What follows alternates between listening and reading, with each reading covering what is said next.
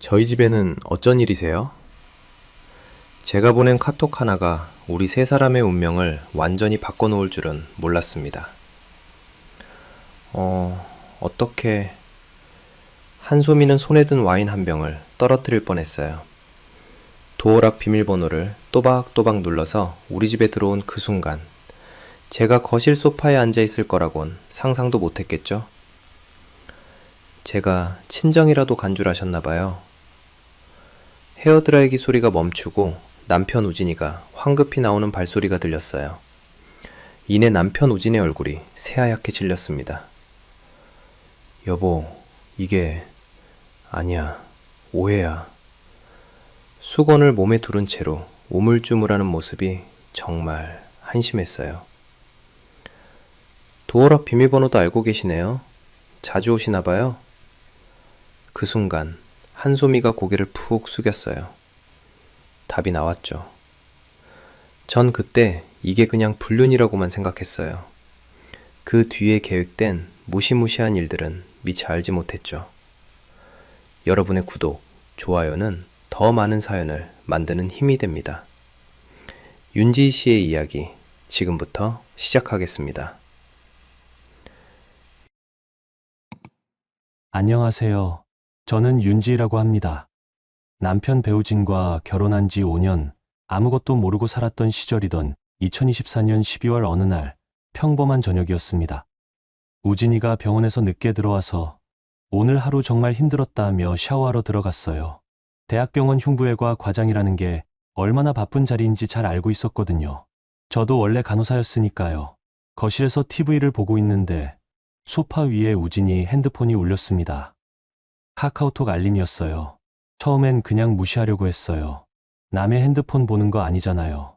근데 메시지 미리 보기가 자꾸 떠오르더라고요. 오빠, 보고 싶어. 보낸 사람은 한소미였어요. 우진이가 가끔 언급하던 병원 후배였죠. 똑똑하고 열심히 한다고 앞으로 유망한 의사가 될 거라고 말하던 그 후배 말이에요. 가슴이 쿵 떨어졌습니다.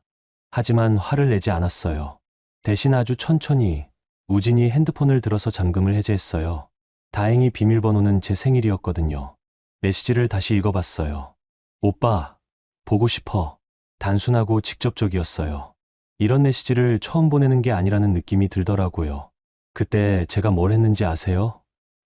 울지 않았어요. 소리 지르지도 않았고요. 대신 아주 침착하게 우진이인 것처럼 답장을 보냈습니다. 와이프 친정 갔어.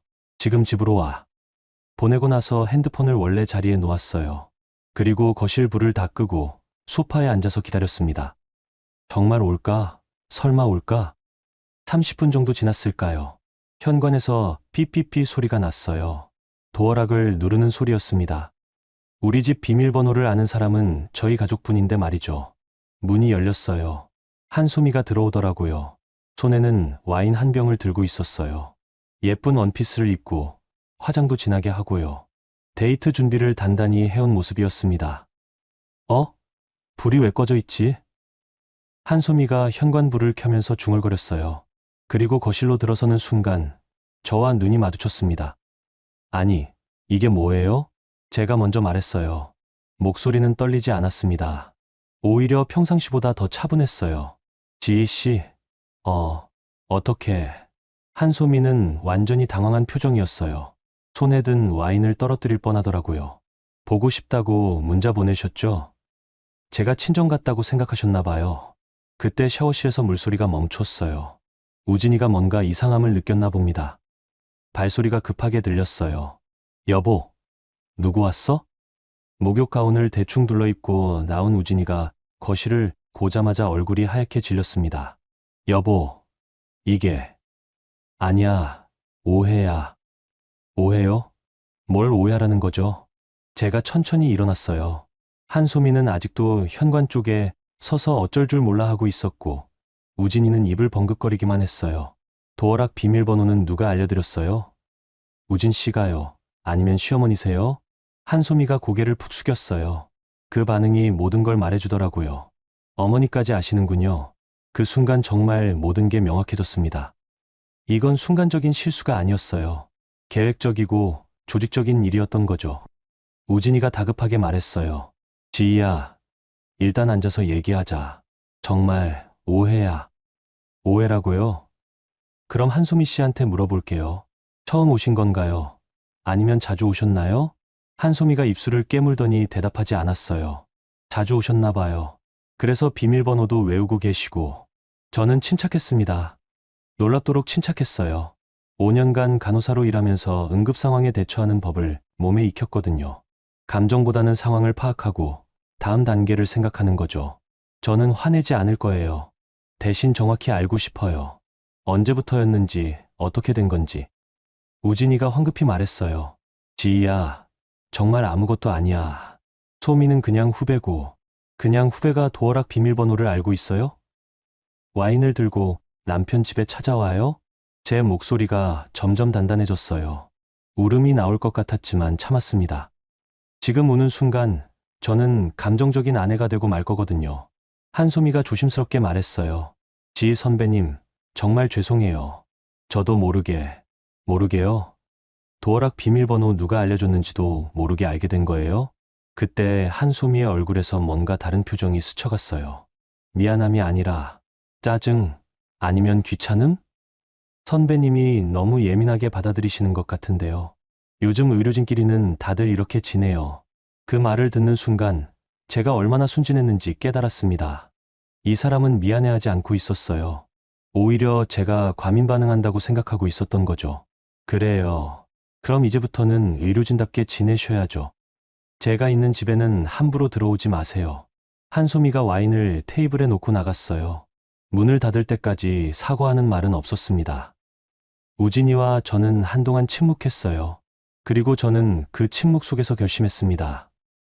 이제부터는 감정으로 싸우지 않겠다고, 증거로, 사실로 정확하게 상대하겠다고요. 샤워물이 식어가는 소리가 들렸어요.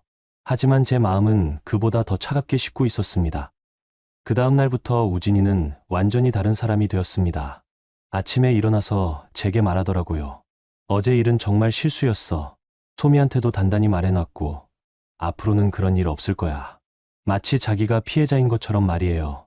소미가 선배인 줄 모르고 너무 가깝게 대했나 봐. 앞으로 조심할게. 실수요? 도어락 비밀번호를 알려주는 게 실수인가요? 와인 들고 찾아오는 게 실수고요. 저는 아무 말 하지 않았어요. 대신 지켜보기로 했습니다. 얼마나 조심할지 정말 끝낼지 말이에요. 첫 번째 신호는 사흘 뒤에 왔어요. 시어머니 설아니 씨한테서 전화가 온 거죠. 지희야, 어머니가 들으니까 내가 요즘 우진이한테 신경질을 많이 낸다며? 남편이 힘들게 일하는데 집에서라도 편하게 해줘야지. 누가 말씀드렸는지 뻔히 보이죠. 우진이가 먼저 손을 쓴 거예요. 저를 예민하고 히스테리 부리는 아내로 만들어 놓은 거죠. 어머니, 저 신경질 낸 적 없는데요. 아이고, 내가 모르게 그럴 수도 있지. 여자들은 원래 감정적이잖아. 특히 일도 안 하고 집에만 있으면 더 예민해지고. 일도 안 한다는 말이 가슴에 박혔어요. 제가 5년 전에 간호사를 그만둔 건 우진이가 내 아내는 집에서 편하게 있으면 되라고 했기 때문이거든요. 그때는 사랑받는다고 생각했었는데 병원 사람들도 다 알게 됐나 봐. 우진이가 집에서 고생한다고. 그 말을 들으니까 무섭더라고요. 벌써 병원에까지 소문이 났다는 거잖아요. 제가 문제가 있는 사람이라고요. 며칠 뒤에는 더 직접적인 일이 일어났어요. 우진이 병원 앞에서 점심 먹고 나오는데 한소미가 다른 의료진들과 함께 있더라고요. 저를 보자마자 인사했어요. 어머, 지혜 선배님, 안녕하세요. 목소리가 너무 밝고 자연스러웠어요. 마치 아무 일도 없었던 것처럼요. 옆에 있던 간호사들이 수근거리기 시작했어요. 소미야, 저분이 우진 과장님 부인이시구나. 아, 예. 간호사셨다가 결혼하신 후로는 부럽네. 나도 의사 남편 만나서 일 그만두고 싶어. 그때 한소미가 웃으면서 말했어요. 요즘 과장님이 집에서 스트레스를 많이 받으신다고 하시던데 선배님께서 좀 더 이해해 주시면 좋겠어요. 앞에서 대놓고 이런 말을 하다니요. 저는 잠깐 말문이 막혔어요. 무슨 스트레스요? 아, 그냥. 과장님이 워낙 완벽주의자시라서 집에서도 편하게 못 쉬신다고. 말끝을 흐리면서도 의미는 분명히 전달했어요. 제가 남편을 편하게 해주지 못한다는 거죠. 옆에 있던 간호사들이 고개를 끄덕이는 게 보였어요. 집에 돌아와서 우진이한테 물어봤어요. 병원에서 저 얘기하고 다녀요? 무슨 소리야? 그런 적 없는데. 한소미가 다른 사람들 앞에서 당신이 집에서 스트레스 받는다고 했어요. 우진이 표정이 살짝 굳었어요. 소미가 그런 말을 했다고? 설마 그럴 리가. 제가 거짓말하는 것 같아요? 아니야, 그게 아니라. 혹시 내가 잘못 들었을 수도 있지 않을까? 결국 제가 잘못 들었다는 거네요. 제가 예민해서 오해했다는 거고요. 그날 밤 우진이가 말했어요. 지희야, 요즘 내가 너무 날카로워진 것 같아. 혹시 스트레스라도 받고 있는 거야? 당연히 받죠. 남편이 다른 여자 집에 불러들이는데 스트레스 안 받을 사람이 어디 있어요? 야, 그거 정말 실수라고 했잖아. 언제까지 그걸 가지고 실수면 다시 안 하겠죠. 근데 한소미는 여전히 병원에서 당신 얘기하고 다니던데요. 우진이가 한숨을 쉬었어요. 지희야, 이상해. 예전 내가 이런 사람 아니었는데. 혹시 정신과 상담이라도 받아봐야 하는 거 아니야? 정신과 상담이요? 남편이 불륜을 저지른 아내한테 정신과 상담을 받으라고 하다니요. 제가 이상한 게 아니라 상황이 이상한 거죠. 상황? 무슨 상황이야? 아무 일도 없었는데. 아무 일도 없었다는 거네요. 도어락 비밀번호 공유하고 와인 들고 집에 찾아온 일이 아무 일도 아니라는 거군요. 다음날 친정오빠 태식이한테 전화했어요. 오빠, 나 상의할 게 있어. 왜? 무슨 일이야? 전체 상황을 다 설명했어요. 카카오톡부터 시어머니 전화까지 병원에서 일어난 일까지요. 태식이 오빠가 한참 듣더니 말했어요. 지희야, 이건 그냥 불륜이 아니야. 계획적으로 내 이미지를 깎아내리고 있어. 먼저 내가 문제가 있는 사람이라는 걸 기정사실화하려는 거야. 왜요? 이혼할 때 유리하게 하려고. 내가 정신적으로 불안정하고 남편한테 스트레스 준다는 걸 미리 소문내는 거지. 오빠 말을 듣고 나니까 모든 게 연결되더라고요. 시어머니 전화도 한소미의 말도 우진이가 정신과 상담을 권한 것도 다 하나의 그림이었던 거예요. 오빠, 그럼 저 어떻게 해야 해요? 일단 감정적으로 대응하지 마. 그게 상대가 원하는 거야. 대신 기록해. 누가 언제 뭐라고 했는지, 전화 내용은 녹음하고, 카카오톡은 캡처해둬. 근데 우진이가 요새 핸드폰 비밀번호를 바꿨어요. 그래? 그것도 증거야. 왜 바꿨겠어? 그날부터 저는 작은 공책에 기록하기 시작했어요. 날짜, 시간, 누가 뭐라고 했는지, 우진이가 언제 나갔다가 언제 들어왔는지, 핸드폰 비밀번호 언제 바뀌었는지. 일주일 뒤에 시어머니가 또 전화하셨어요. 지희야, 요즘 우진이 얼굴이 안 좋아 보이던데. 내가 집에서 잘 챙겨줘야지. 이번엔 녹음했어요. 어머니, 우진이가 뭐라고 하셨어요? 집에서 편하게 못 쉰다고 하더라. 아내가 자꾸 트집 잡고 의심한다고. 전 트집 잡은 적 없는데요. 아이고, 여자가 너무 강하면 안 돼. 남편 기살려줘야지. 전화를 끊고 나서 공책에 적었어요. 12월 15일, 시어머니 전화. 남편이 집에서 편하게 못 쉰다고 불편을 토로한 것으로 보임. 내가 의심하고 트집 잡는다는 표현 사용. 그런 식으로 일주일을 기록했더니 패턴이 보이기 시작했어요. 우진이는 저를 문제가 있는 아내로 만들기 위해 체계적으로 움직이고 있었어요. 그리고 한소미는 그 과정에서 이해심 많은 후배 역할을 하고 있고요. 어떤 날 밤, 우진이가 말했어요. 지희야, 우리 잠깐 떨어져 지내는 게 어때? 서로 머리 좀 식히고. 떨어져 지낸다고요? 응. 내가 친정에서 좀 있거나 아니면 내가 나가거나. 그때 알았어요. 이제 본격적으로 시작됐다는 거려. 하지만 저는 감정적으로 반응하지 않았어요. 대신 태식이 오빠 말을 떠올렸죠. 증거로 말하라고 했던 말을요. 좋아요. 하지만 조건이 있어요. 조건. 모든 것을 서류로 정리해요. 재산 목록부터 시작해서. 우진이 얼굴이 굳었어요. 그게 또 다른 증거였습니다. 우진이가 잠깐 떨어져 지내자고 한 말은 거짓말이었어요. 잠깐이 아니라 아예 쫓아내려는 거였거든요. 이틀 뒤에 시어머니가 직접 우리 집에 오셨어요. 평소보다 일찍 오셔서 뭔가 단단히 준비해온 느낌이었어요. 지희야, 어머니가 생각해보니까 너희 둘이 좀 떨어져 있는 게 좋겠더라. 네, 우진이한테 들었어요. 그럼 내가 친정에서 한 달 정도 있다가. 어머니, 여기가 제 집이에요. 시어머니 표정이 확 굳었어요. 무슨 소리야? 이 집은 우진이 명의로 되어 있어. 그때부터 이상해지기 시작했어요. 시어머니가 진명의 얘기를 꺼내신 거죠. 평소에는 우리 집이라고 하시던 분이 갑자기 우진이 명예라고 하시다니요. 그래도 저희 신혼집인데 제가 왜 나가야 해요? 아이고, 신혼집이 뭐 중요해. 내가 벌어다 준 게 있어. 우진이가 다 벌어서 산 집인데. 그 말을 들으니까 기분이 정말 나빴어요.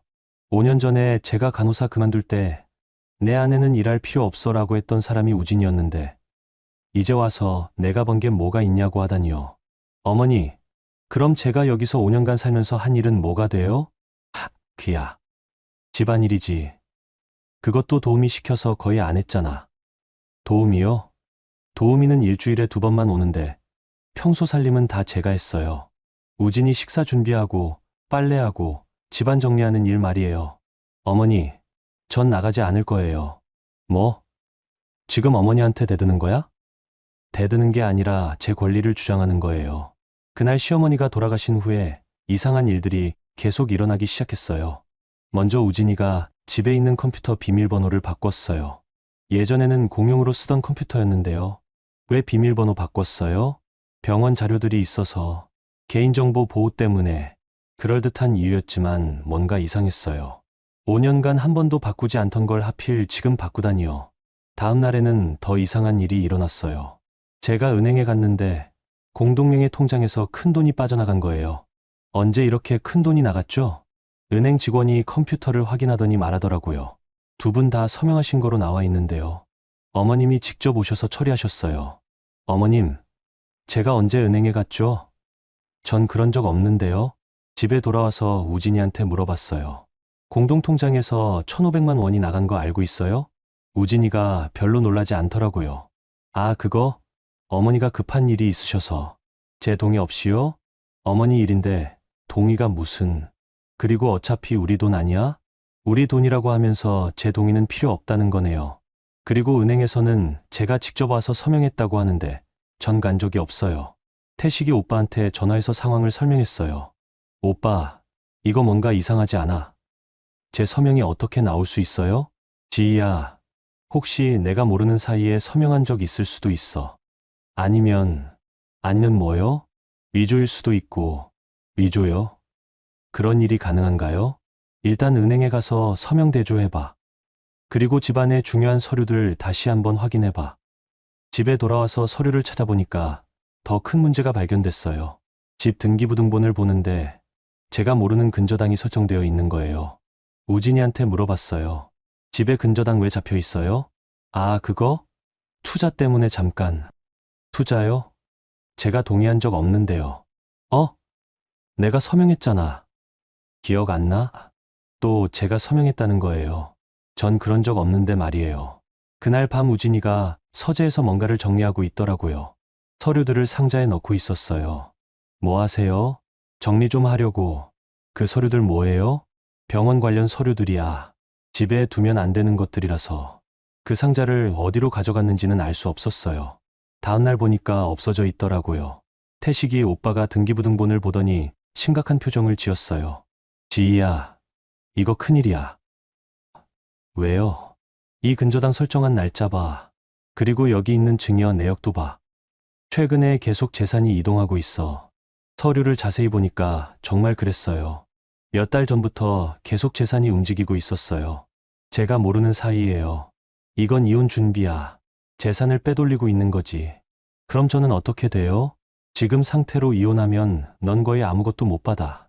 집도 근저당 때문에 실질 가치가 없고 현금도 다 빠져나갔으니까. 그제서야 전체 그림이 보였어요. 단순히 불륜 상대를 들여놓은 게 아니라 처음부터 이혼을 염두에 두고 계획적으로 준비해온 거였어요. 오빠, 그럼 저 어떻게 해야 해요? 일단 서류부터 더 많이 확보해야 해. 그리고 은행 거래 내역, 부동산 이동 현황, 모든 걸 다 모아야 돼. 근데 우진이가 서류 다 가져갔어요. 그럼 은행에서 직접 떼와야지. 그리고 등기소에서도 모든 변동사항 다시 확인하고. 그날부터 저는 전쟁을 시작했어요. 감정 싸움이 아니라 서류 싸움을요.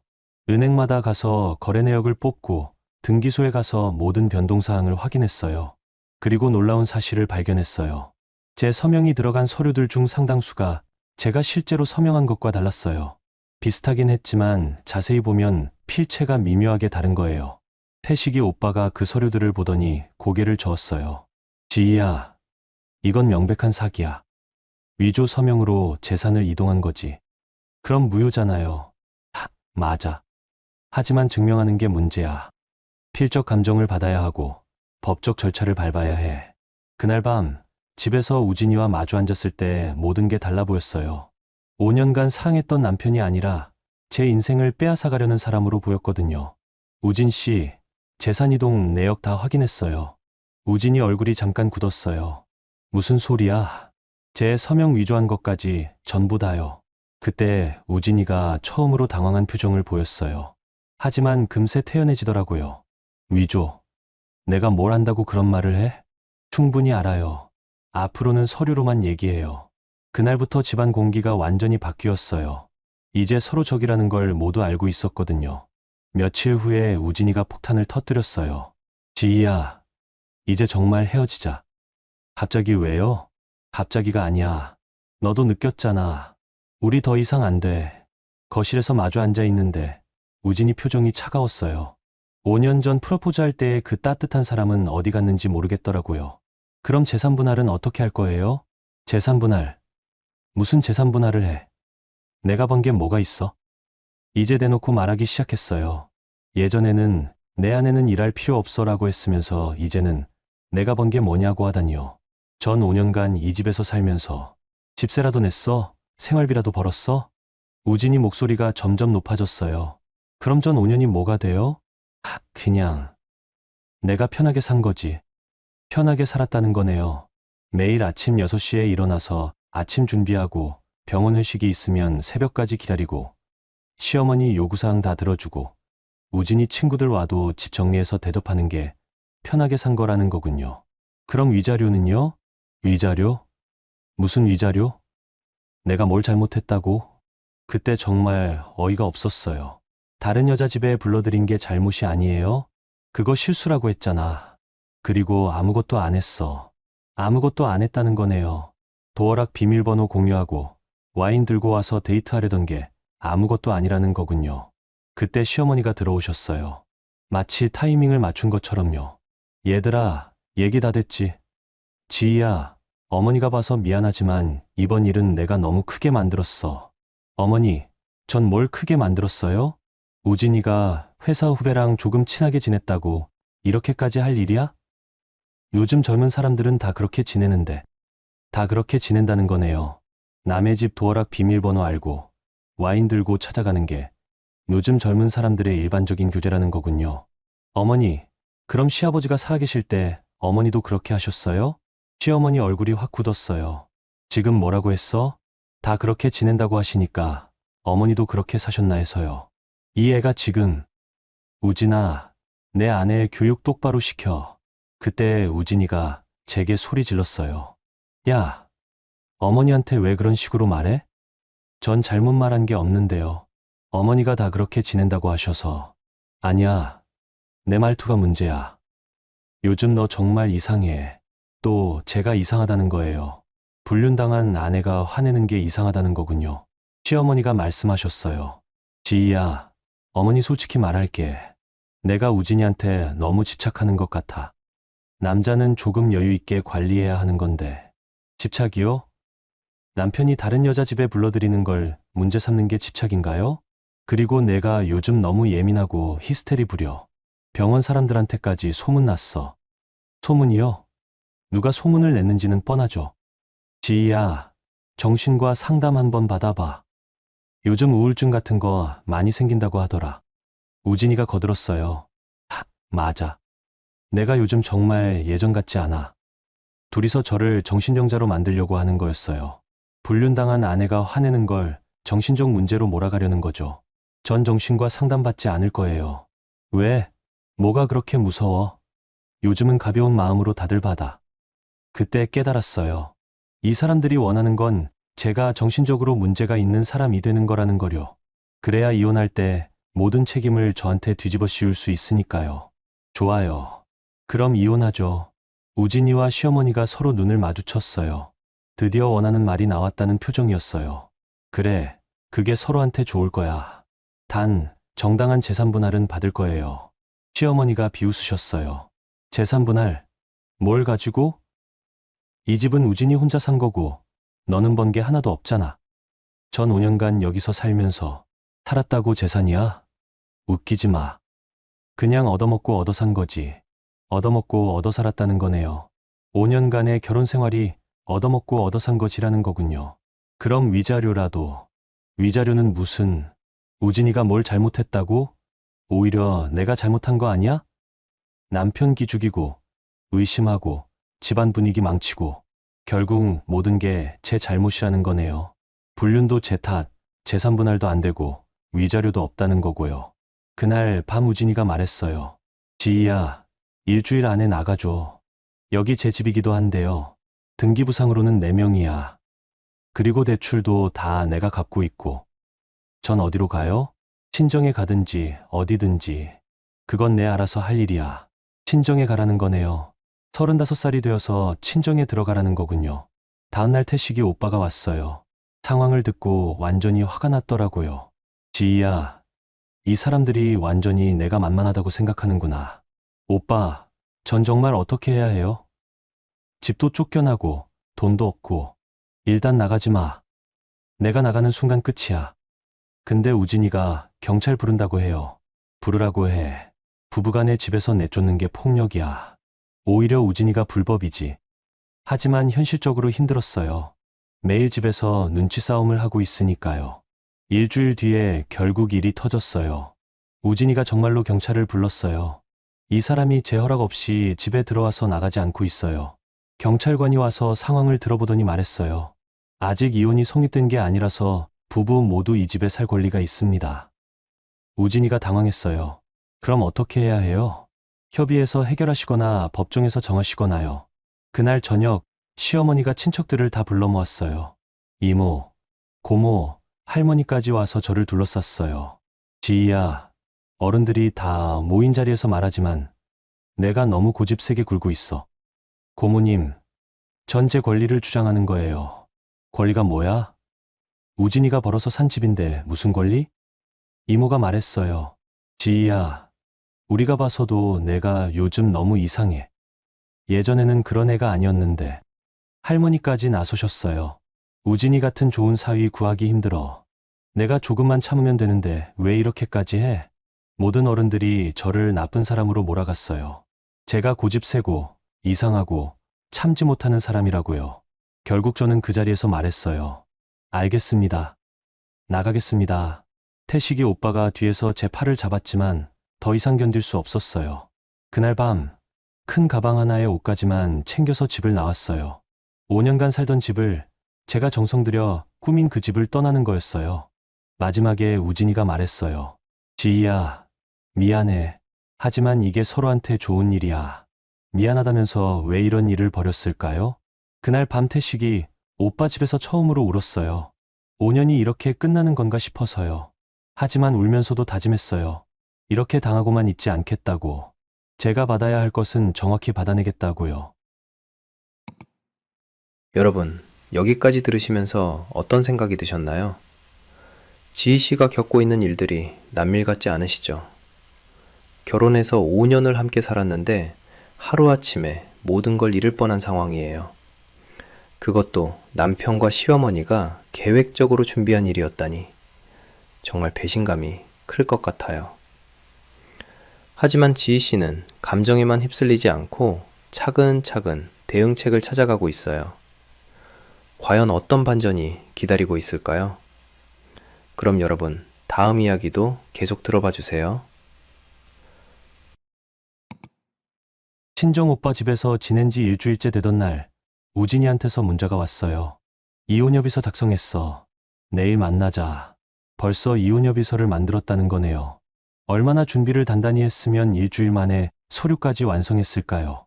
다음날 조용한 카페에서 만났어요. 우진이가 서류를 건네주는데 내용을 보고 기가 막혔어요. 재산 분할 없음, 위자료 없음, 이혼, 사유, 성격 차이. 이게 뭐예요? 우리 사이에 재산 분할할 게 뭐가 있어? 집은 4명이고 내가 대출금 다 갚고 있잖아.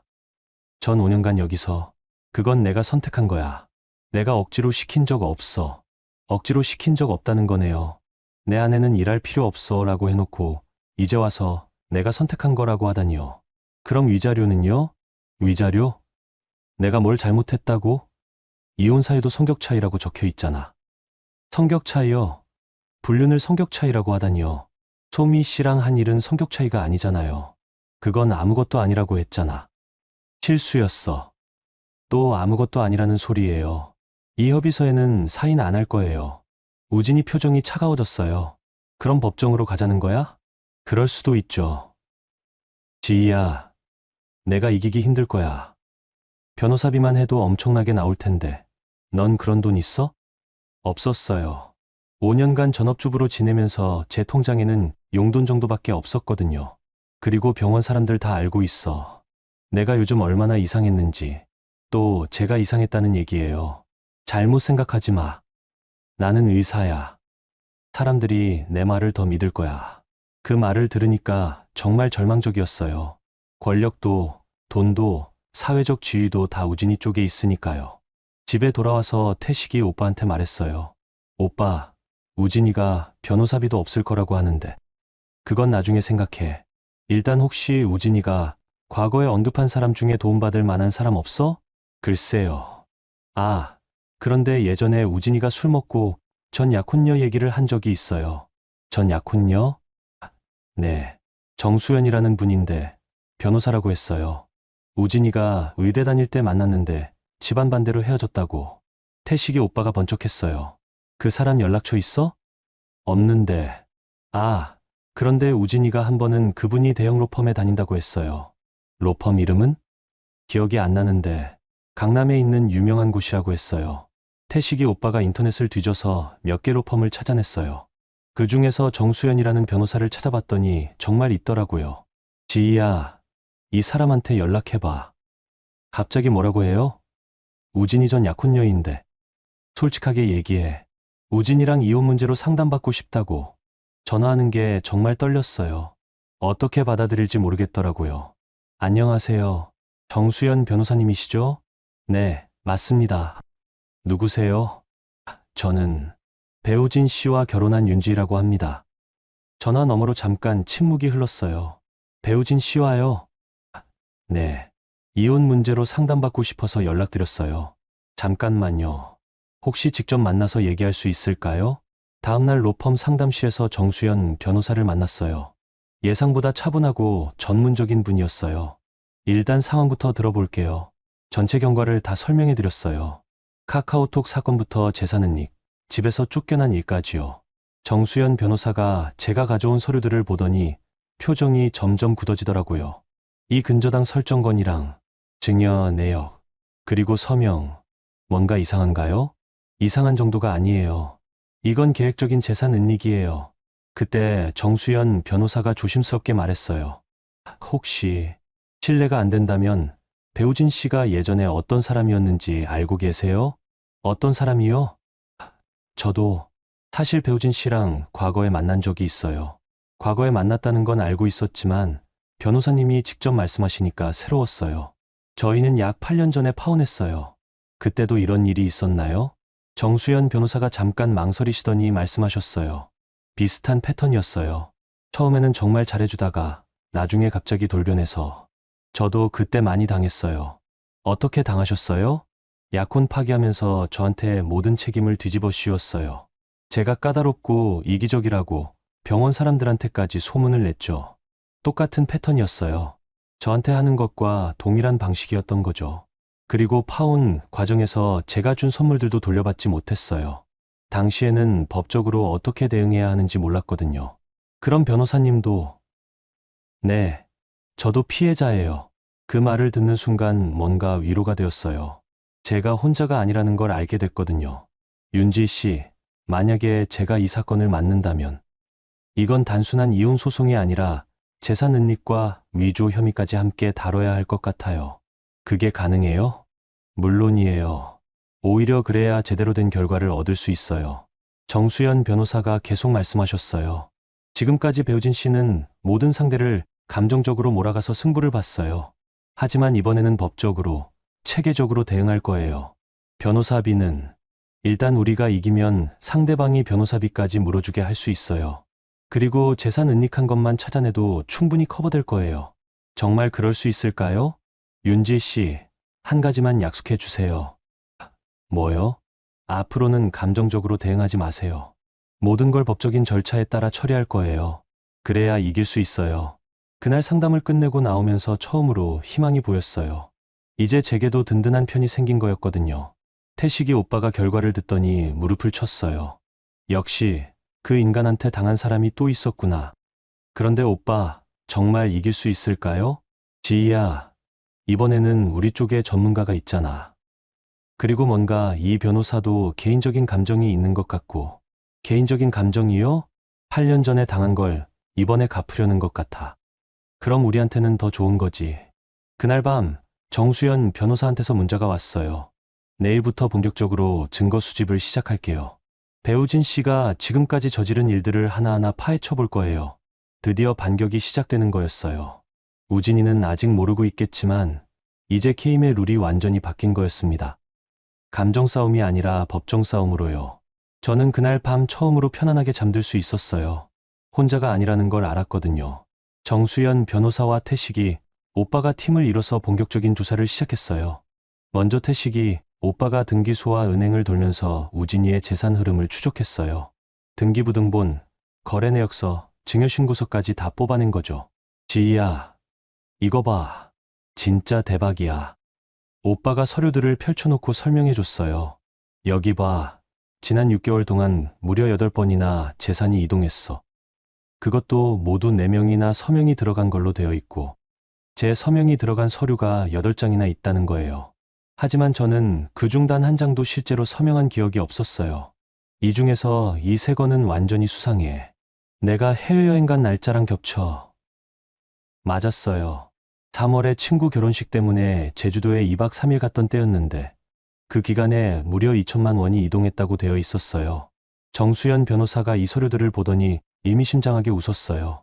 윤지 씨, 이거면 충분해요. 이건 명백한 위조죠. 정말요? 이 정도면 서명 위조뿐만 아니라 사기죄까지 성립해요. 사기죄요? 그 정도까지 되는 건가요? 그런데 변호사님, 이것만으로 충분한가요? 아직 시작도 안 했어요. 이제부터 진짜 조사가 들어가는 거예요. 정수연 변호사가 말하는 진짜 조사라는 게 뭔지 궁금했어요. 이틀 뒤에 답이 나왔어요. 정수연 변호사가 병원 내부 사람을 통해 우진이의 병원 생활에 대한 정보를 수집하기 시작한 거예요. 윤지 씨, 배우진 씨 병원에서의 행동 패턴이 좀 이상해요. 어떻게요? 최근 몇 달 동안 연구비 사용 내역이 불투명한 부분이 많아요. 그리고 수술 실적 보고서에도 의문스러운 점이 있고요. 연구비요? 수술 실적 보고서요? 그게 저희 이혼하고 무슨 관계가 있어요? 큰 관계가 있어요. 만약 배우진 씨가 병원에서 부정한 방법으로 돈을 벌었다면 그것도 부부 공동재산이거든요. 그렇게 되는 거였군요. 며칠 뒤에 더 구체적인 정보가 들어왔어요. 병원 내부에서 우진이에 대한 제보가 나온 거예요. 태식이 오빠가 흥분해서 전화했어요. 지희야, 대박 소식이야. 뭔데요? 병원에서 익명 제보가 들어왔어. 우진이가 연구비를 개인적으로 빼돌린 정황이 있다는 거야. 정말요? 그뿐만 아니야. 수술 실적도 부풀려서 보고했다는 얘기가 있어. 실제로는 안 한 수술을 한 것처럼 기록했다는 거지. 그게 사실이라면 정말 큰일이겠네요. 정수연 변호사가 이 정보를 확인하더니 말했어요. 윤지 씨, 이제 판이 완전히 뒤바뀔 거예요. 어떻게요? 우리가 단순히 이혼당하는 입장이 아니라 상대방의 비리를 고발하는 입장이 되는 거예요. 그 말을 듣고 소름이 끼쳤어요. 정말 그렇게 될 수 있는 건가요? 일주일 뒤 정말로 일이 터졌어요. 병원에 익명으로 감사 요청이 들어간 거예요. 우진이의 연구비 사용과 수술 실적에 대한 감사였어요. 우진이한테서 급하게 전화가 왔어요. 지희야, 내가 병원에 뭔가 했어? 저요? 뭘 했다는 거예요? 감사가 들어왔어. 연구비랑 수술 기록 전부 다 뒤지겠다고. 목소리가 완전히 떨리고 있었어요. 그게 저랑 무슨 상관이에요? 상관없을 리 없잖아. 요즘 이상한 변호사랑 만나고 다닌다면서? 그 사람이 뭔가 한 거 아니야? 어떻게 알았을까요? 혹시 우진이가 저를 미행하고 있는 건가요? 저희는 합법적인 절차만 밟고 있어요. 합법적인 절차, 야, 병원 감사가 어떤 건지 알아? 내 인생이 끝날 수도 있는 거야. 그제서야 우진이가 진짜 당황하고 있다는 걸 알았어요. 지금까지는 여유 부리면서 저를 무시했었는데, 이제는 완전히 태도가 바뀐 거죠. 지희야, 이혼 조건 다시 얘기해보자. 갑자기요? 재산분할도 어느 정도 해주고, 위자료도 줄 수 있어. 갑자기 재산분할과 위자료를 준다는 거네요. 일주일 전까지만 해도 내가 번 게 뭐냐고 했었는데 말이에요. 얼마나요? 집값이 한 30% 정도? 30%요? 5년간의 결혼 생활이 30%라는 거네요. 그리고 위자료로 1천만 원. 1천만 원이요? 불륜에 대한 위자료가 1천만 원이라고요? 생각해 보겠어요. 정수연 변호사한테 이 상황을 말씀드렸더니 웃으시더라고요. 벌써 흔들리기 시작했네요. 좋은 신호예요. 그럼 협상을 받아들일까요? 아직 아니에요. 더 기다려야 해요. 감사 결과가 나오면 입장이 완전히 뒤바뀔 거예요. 정말 그럴까요? 윤지 씨, 지금까지 배우진 씨는 우리를 무시했어요. 하지만 이제는 우리가 주도권을 갖게 될 거예요. 며칠 뒤에 더 재미있는 일이 일어났어요. 한소미한테서 연락이 온 거예요. 선배님, 안녕하세요. 혹시 시간 되시면 한번 만나뵐 수 있을까요? 왜 갑자기 만나자고 하는 걸까요? 카페에서 만난 한소미는 완전히 다른 사람 같았어요. 예전에 제게 건방지게 대하던 모습은 온데간데 없고 완전히 위축되어 있더라고요. 선배님, 제가 사과드리려고 해서. 갑자기요? 병원 분위기가 이상해져서요. 과장님 감사 때문에 다들 조심스러워하고 감사 때문에 분위기가 이상해졌다는 거네요. 그리고 혹시 선배님이 변호사랑 만나고 계시다고 들었는데 이것도 어떻게 알았을까요? 저도 혹시 몰라서 변호사 상담을 받고 싶은데 추천해 주실 수 있나요? 한소미도 변호사 상담을 받고 싶다는 거예요. 왜일까요? 무슨 일로요? 하, 저도 혹시 모르니까요. 과장님 일에 저까지 연루될 수도 있고. 아, 이제 알겠어요. 한소미가 무서워하고 있는 거예요. 우진이의 비리에 자기도 연루될까 봐서요. 소미 씨, 혹시 과장님이 뭔가 부탁한 적 있어요? 서류 관련해서? 한소미가 당황하는 표정을 보였어요. 어떻게 아셨어요? 역시 뭔가 있었나 보네요. 무슨 서류요? 수술 기록이랑 연구비 정산 서류 좀 정리해 달라고. 바로 그거였어요. 한소미도 우진이의 비리에 관련되어 있었던 거예요. 정수연 변호사한테 이 얘기를 하니까 아주 좋아하시더라고요. 완벽해요. 이제 내부 증언까지 확보한 셈이네요. 한소미가 증언할까요? 지금 무서워서 어쩔 줄 모르는 상태잖아요. 우리가 잘 유도하면 충분히 가능해요. 정말로 판세가 완전히 뒤바뀌고 있었어요. 일주일 전까지만 해도 제가 궁지에 몰려 있었는데 이제는 우진이 쪽이 더 다급한 상황이 된 거죠. 태식이 오빠가 말했어요. 지희야, 이제부터는 우리가 공격하는 거야. 정말 그랬어요. 이제부터는 제가 주도권을 잡는 거였어요. 병원 감사가 본격적으로 시작되자 생각보다 훨씬 많은 문제들이 터져 나왔어요. 정수연 변호사가 흥미진진한 표정으로 보고했어요. 윤지 씨, 대박 소식이에요. 뭔가요? 감사 과정에서 배우진 씨만의 문제가 아니라는 게 밝혀졌어요. 어떻게요? 시어머니인 서한희 씨도 관련되어 있어요. 시어머니요? 시어머니가 뭘 어떻게 관련되어 있다는 거죠? 설한희 씨 명의로 된 계좌에 병원 관련 돈이 들어간 기록이 있어요. 그것도 한두 번이 아니라 정기적으로요. 그게 무슨 뜻이에요? 배우진 씨가 연구비나 수술비를 빼돌릴 때 자기 명의가 아니라 어머니 명의로 빼돌린 거예요. 그래야 추적하기 어려우니까요. 시어머니가 단순히 아들을 감싸는 것이 아니라 직접 공모했다는 얘기네요. 증거가 확실해요? 네. 은행 거래 내역과 송금 기록이 다 있어요. 그리고 더 재미있는 건 정수연 변호사가 다른 서류를 꺼내셨어요. 설한희 씨가 병원 관계자와 주고받은 통화 기록도 있어요. 통화 기록이요? 네. 병원 내부 전화 시스템에서 뽑은 건데 감사 일주일 전부터 서한희 씨가 병원 행정팀이랑 여러 번 통화했어요. 그게 뭘 의미하는 건가요? 감사 진행 상황을 미리 알아보려고 한 거예요. 그리고 증거인멸을 지시한 정황도 있고요. 증거인멸까지요? 이제 정말 심각해지는군요. 태식이 오빠가 더 자세한 내용을 파악해왔어요. 지희야, 진짜 심각해. 시어머니가 단순히 돈 받기만 한 게 아니야. 또 뭐가 있어요? 부동산 거래도 시어머니를 통해서 한 게 여러 건 있어. 명의신탁 형태로 집도 2채나 더 샀고, 집이 2채나 더 있다는 거예요? 어디예요? 강남이랑 분당에. 모두 시어머니 명의로 되어 있는데, 실제로는 우진이가 산 거지. 그럼 우진이의 실제 재산이 저희가 알고 있던 것보다 훨씬 많다는 얘기네요. 며칠 뒤에 더 충격적인 일이 일어났어요. 한소미가 정수연 변호사 사무실로 찾아온 거예요. 변호사님, 저 말씀드릴 게 있어서 왔어요. 한소미가 완전히 겁에 질린 모습이었어요. 과장님이 저한테 거짓 증언하라고 했어요. 어떤 거짓 증언요? 지희 선배가 정신적으로 불안정했다고, 병원에 와서 소란 피운 적이 있다고 그렇게 말하라고 했어요. 그런 일은 없었어요. 제가 언제 병원에 가서 소란을 피웠나요? 그런데 왜 안 하셨어요? 감사관들이 CCTV까지 다 확인한다고 해서요. 거짓말하면 저까지 문제되잖아요. 한소미가 자기 살기 위해서 진실을 말하기 시작한 거예요. 그리고 과장님이 도어락 비밀번호도 어머님한테서 받아서 저한테 준 거예요. 직접 어머님이 알려주셨어요? 네. 어머님이 직접 전화해서 우진이를 도와줘야 한다고 하시면서 비밀번호 알려주셨어요. 시어머니가 직접 불륜을 도왔다는 얘기네요. 그리고 과장님이 지혜 선배 흉을 볼 때도 어머님이 같이 계획 세우신 것 같았어요. 어떤 계획이요? 선배가 정신적으로 문제가 있는 사람인 것처럼 만들어서 이혼할 때 유리하게 하려는 계획이요. 모든 게 시어머니와 함께 계획된 일이었다는 거네요. 정수연 변호사가 한소미의 증언을 녹음하고 나서 말했어요. 이제 게임 끝이에요. 정말요? 시어머니까지 공모했다는 증거가 확실해졌어요. 이제는 단순한 이혼이 아니라 조직적인 사기 사건이에요. 그날 밤 우진이한테서 다급한 전화가 왔어요. 지희야, 만나자. 지금 당장. 왜요? 협상하자. 내가 원하는 대로 다 해줄게.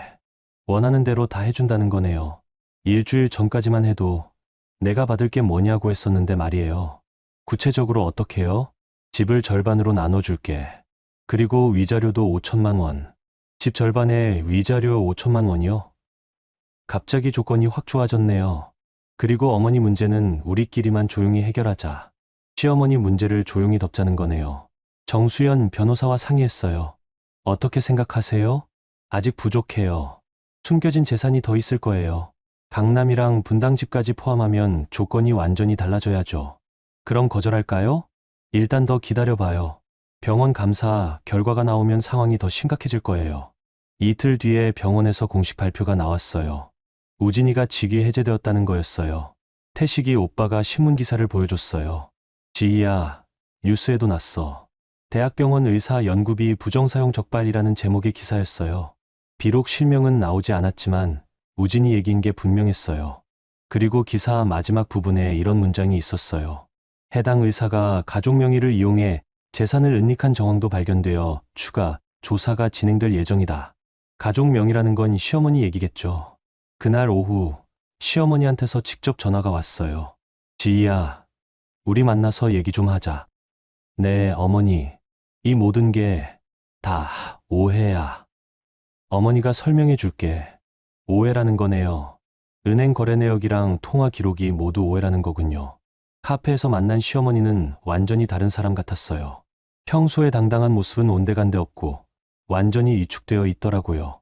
지희야, 어머니가 잘못했어. 우진이한테 너무 편들어줬나 봐. 어머니, 은행 거래는 어떻게 설명하실 거예요? 그건 그냥 우진이가 세금 문제 때문에 잠깐 맡아달라고 해서 세금 문제라는 거네요. 그리고 도어락 비밀번호도 어머니가 알려줬다면서요? 시어머니 얼굴이 하얗게 질렸어요. 그건 어머니도 몰랐어. 그 애가 우진이랑 그런 사이인 줄 몰랐다는 거네요. 하지만 한소미의 증언에 따르면 시어머니가 직접 우진이를 도와야 한다고 했다고 하는데요. 지희야, 제발 어머니 살려줘. 어머니가 감옥 가면 어떡해 해? 감옥까지 갈 수도 있다는 걸 알고 계시는군요. 어머니, 지금까지 저한테 어떻게 하셨는지 기억하세요? 어머니가 정말 잘못했어. 이제부터는 지희가 우리 큰며느리로 모실게. 큰며느리라는 거네요. 일주일 전까지만 해도 얻어먹고 얻어살았다고 하시던 분이요. 그날 집에 돌아와서 정수연 변호사한테 보고했어요. 완전히 항복 모드네요. 그럼 이제 어떻게 해요? 마지막 협상을 해봐야죠. 이번엔 우리 조건으로요. 드디어 주도권이 완전히 넘어왔어요. 이제 제가 조건을 제시하는 입장이 된 거죠. 정수연 변호사가 웃으면서 말했어요. 윤지 씨, 이제부터는 정말 다른 게임이에요. 마지막 협상은 법정에서 이뤄졌어요. 공식적인 조정 절차였죠. 우진이와 시어머니, 그리고 그들의 변호사가 한쪽에 앉아 있고, 저와 정수연 변호사, 태식의 오빠가 다른 쪽에 앉아 있었어요. 우진이의 얼굴은 완전히 새하얗게 질려 있었어요. 한 달 전에 저를 무시하며 내가 받을 게 뭐냐고 하던 그 당당한 모습은 온데간데 없었어요. 조정위원이 사건 개요를 읽어주기 시작했어요.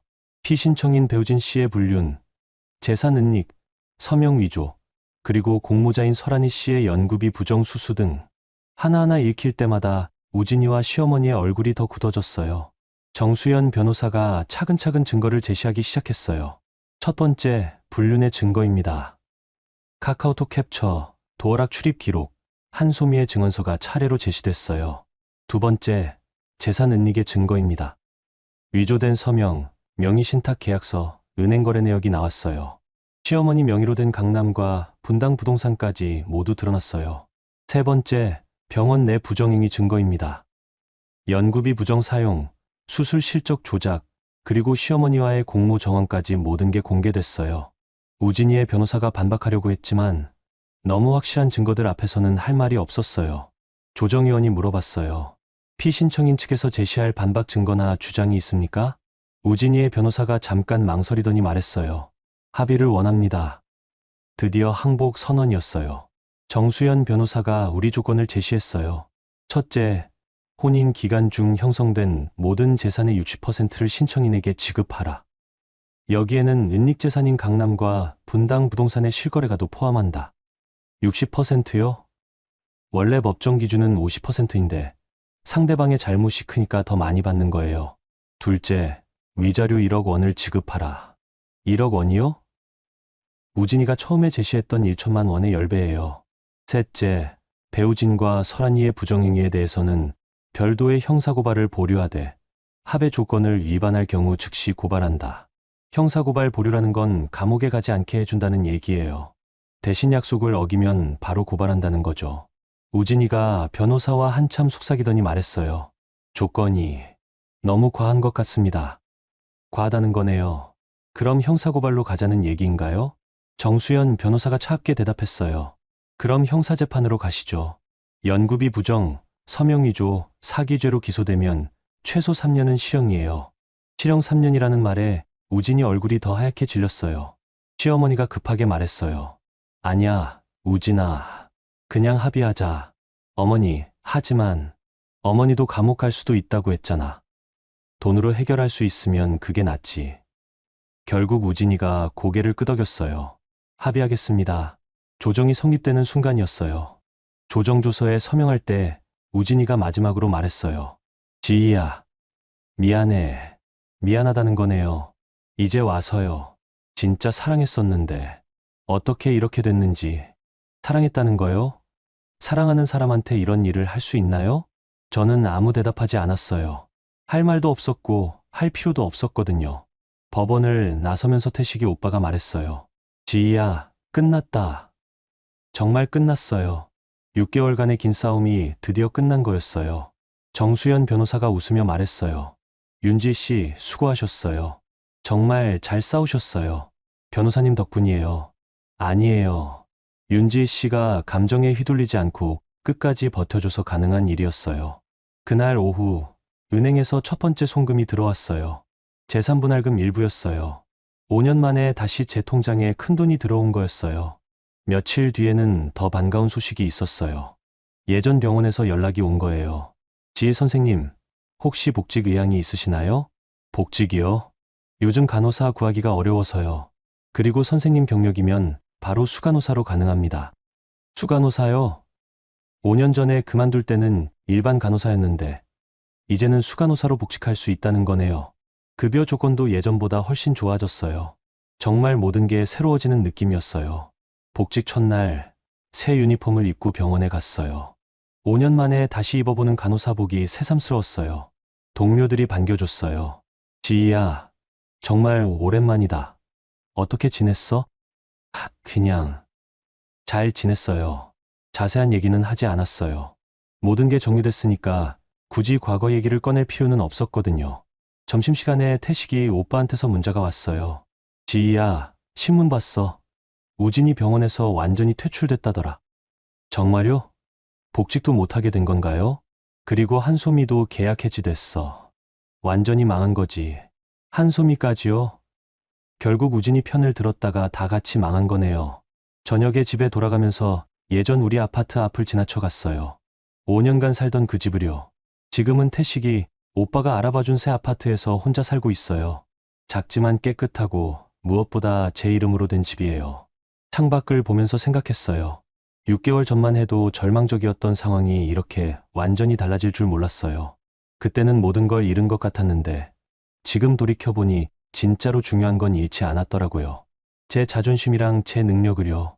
핸드폰을 보니까 정수연 변호사한테서 문자가 와 있었어요. 지희 씨, 새로운 시작 응원해요.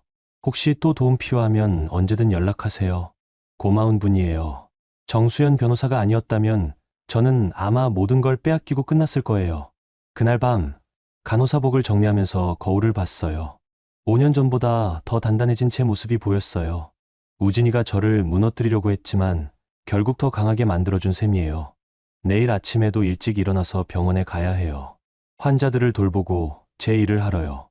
이제는 누구에게도 기대지 않고 제 힘으로 살아갈 거예요.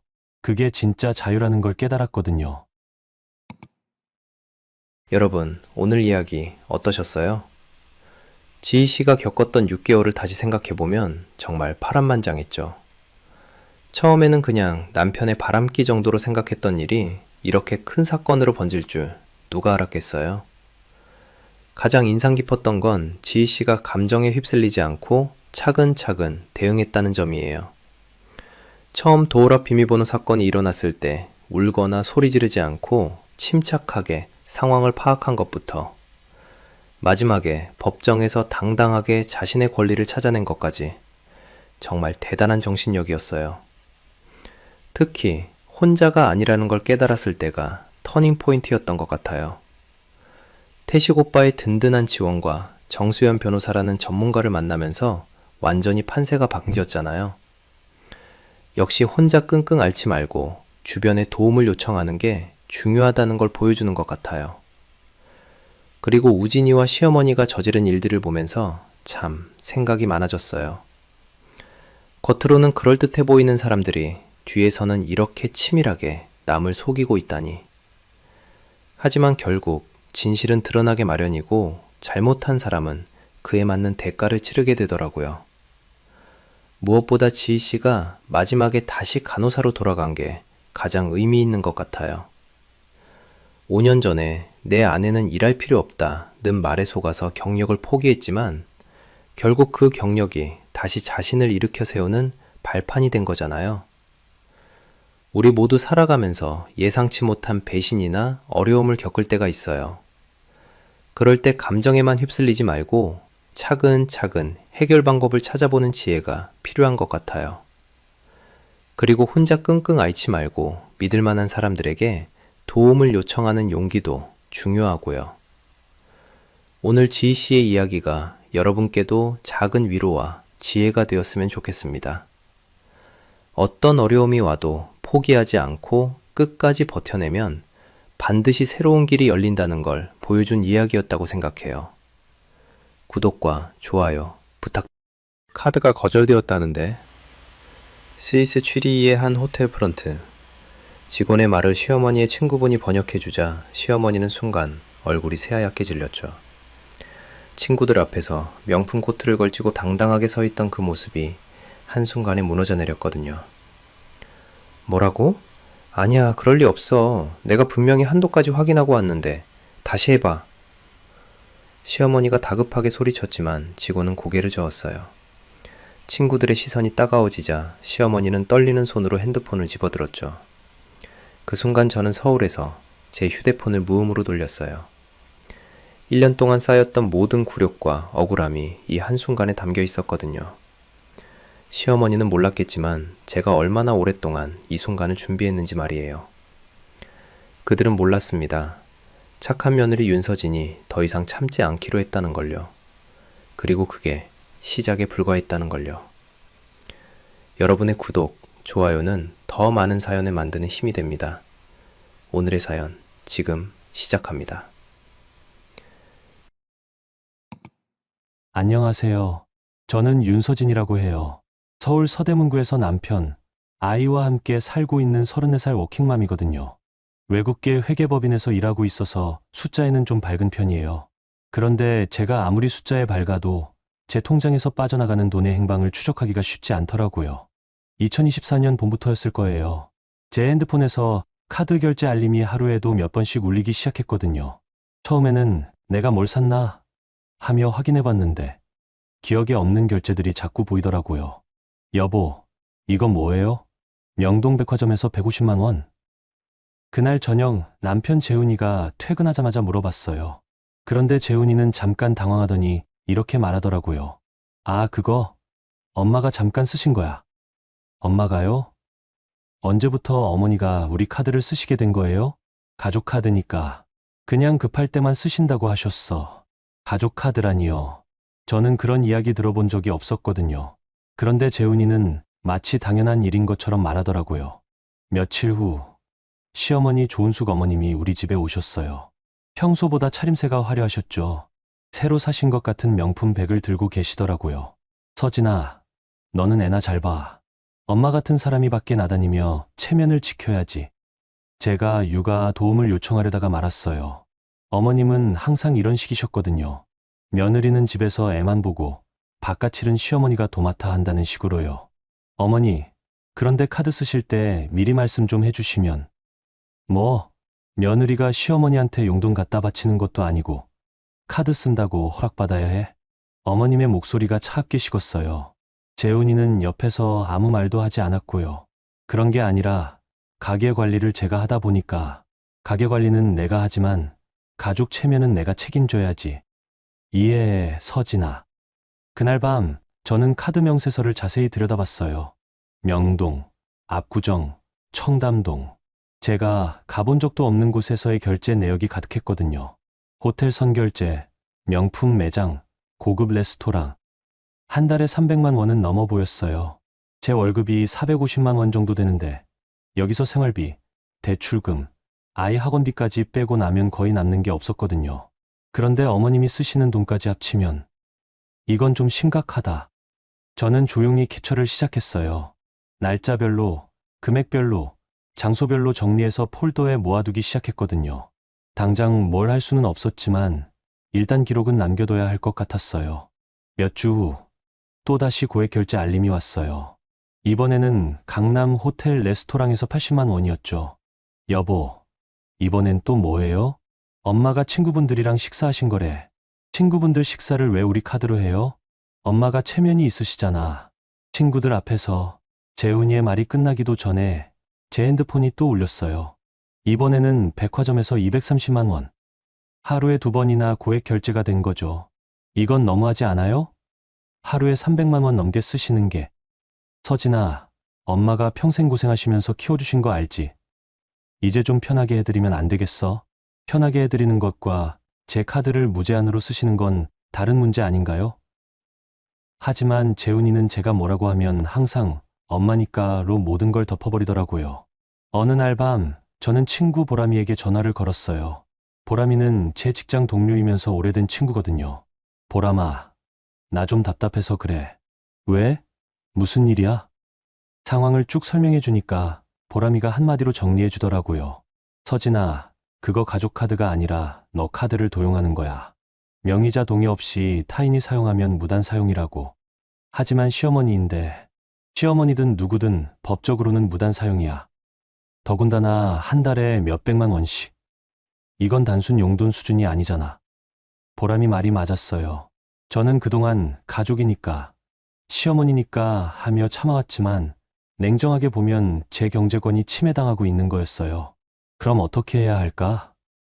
일단 증거부터 더 확실히 모아.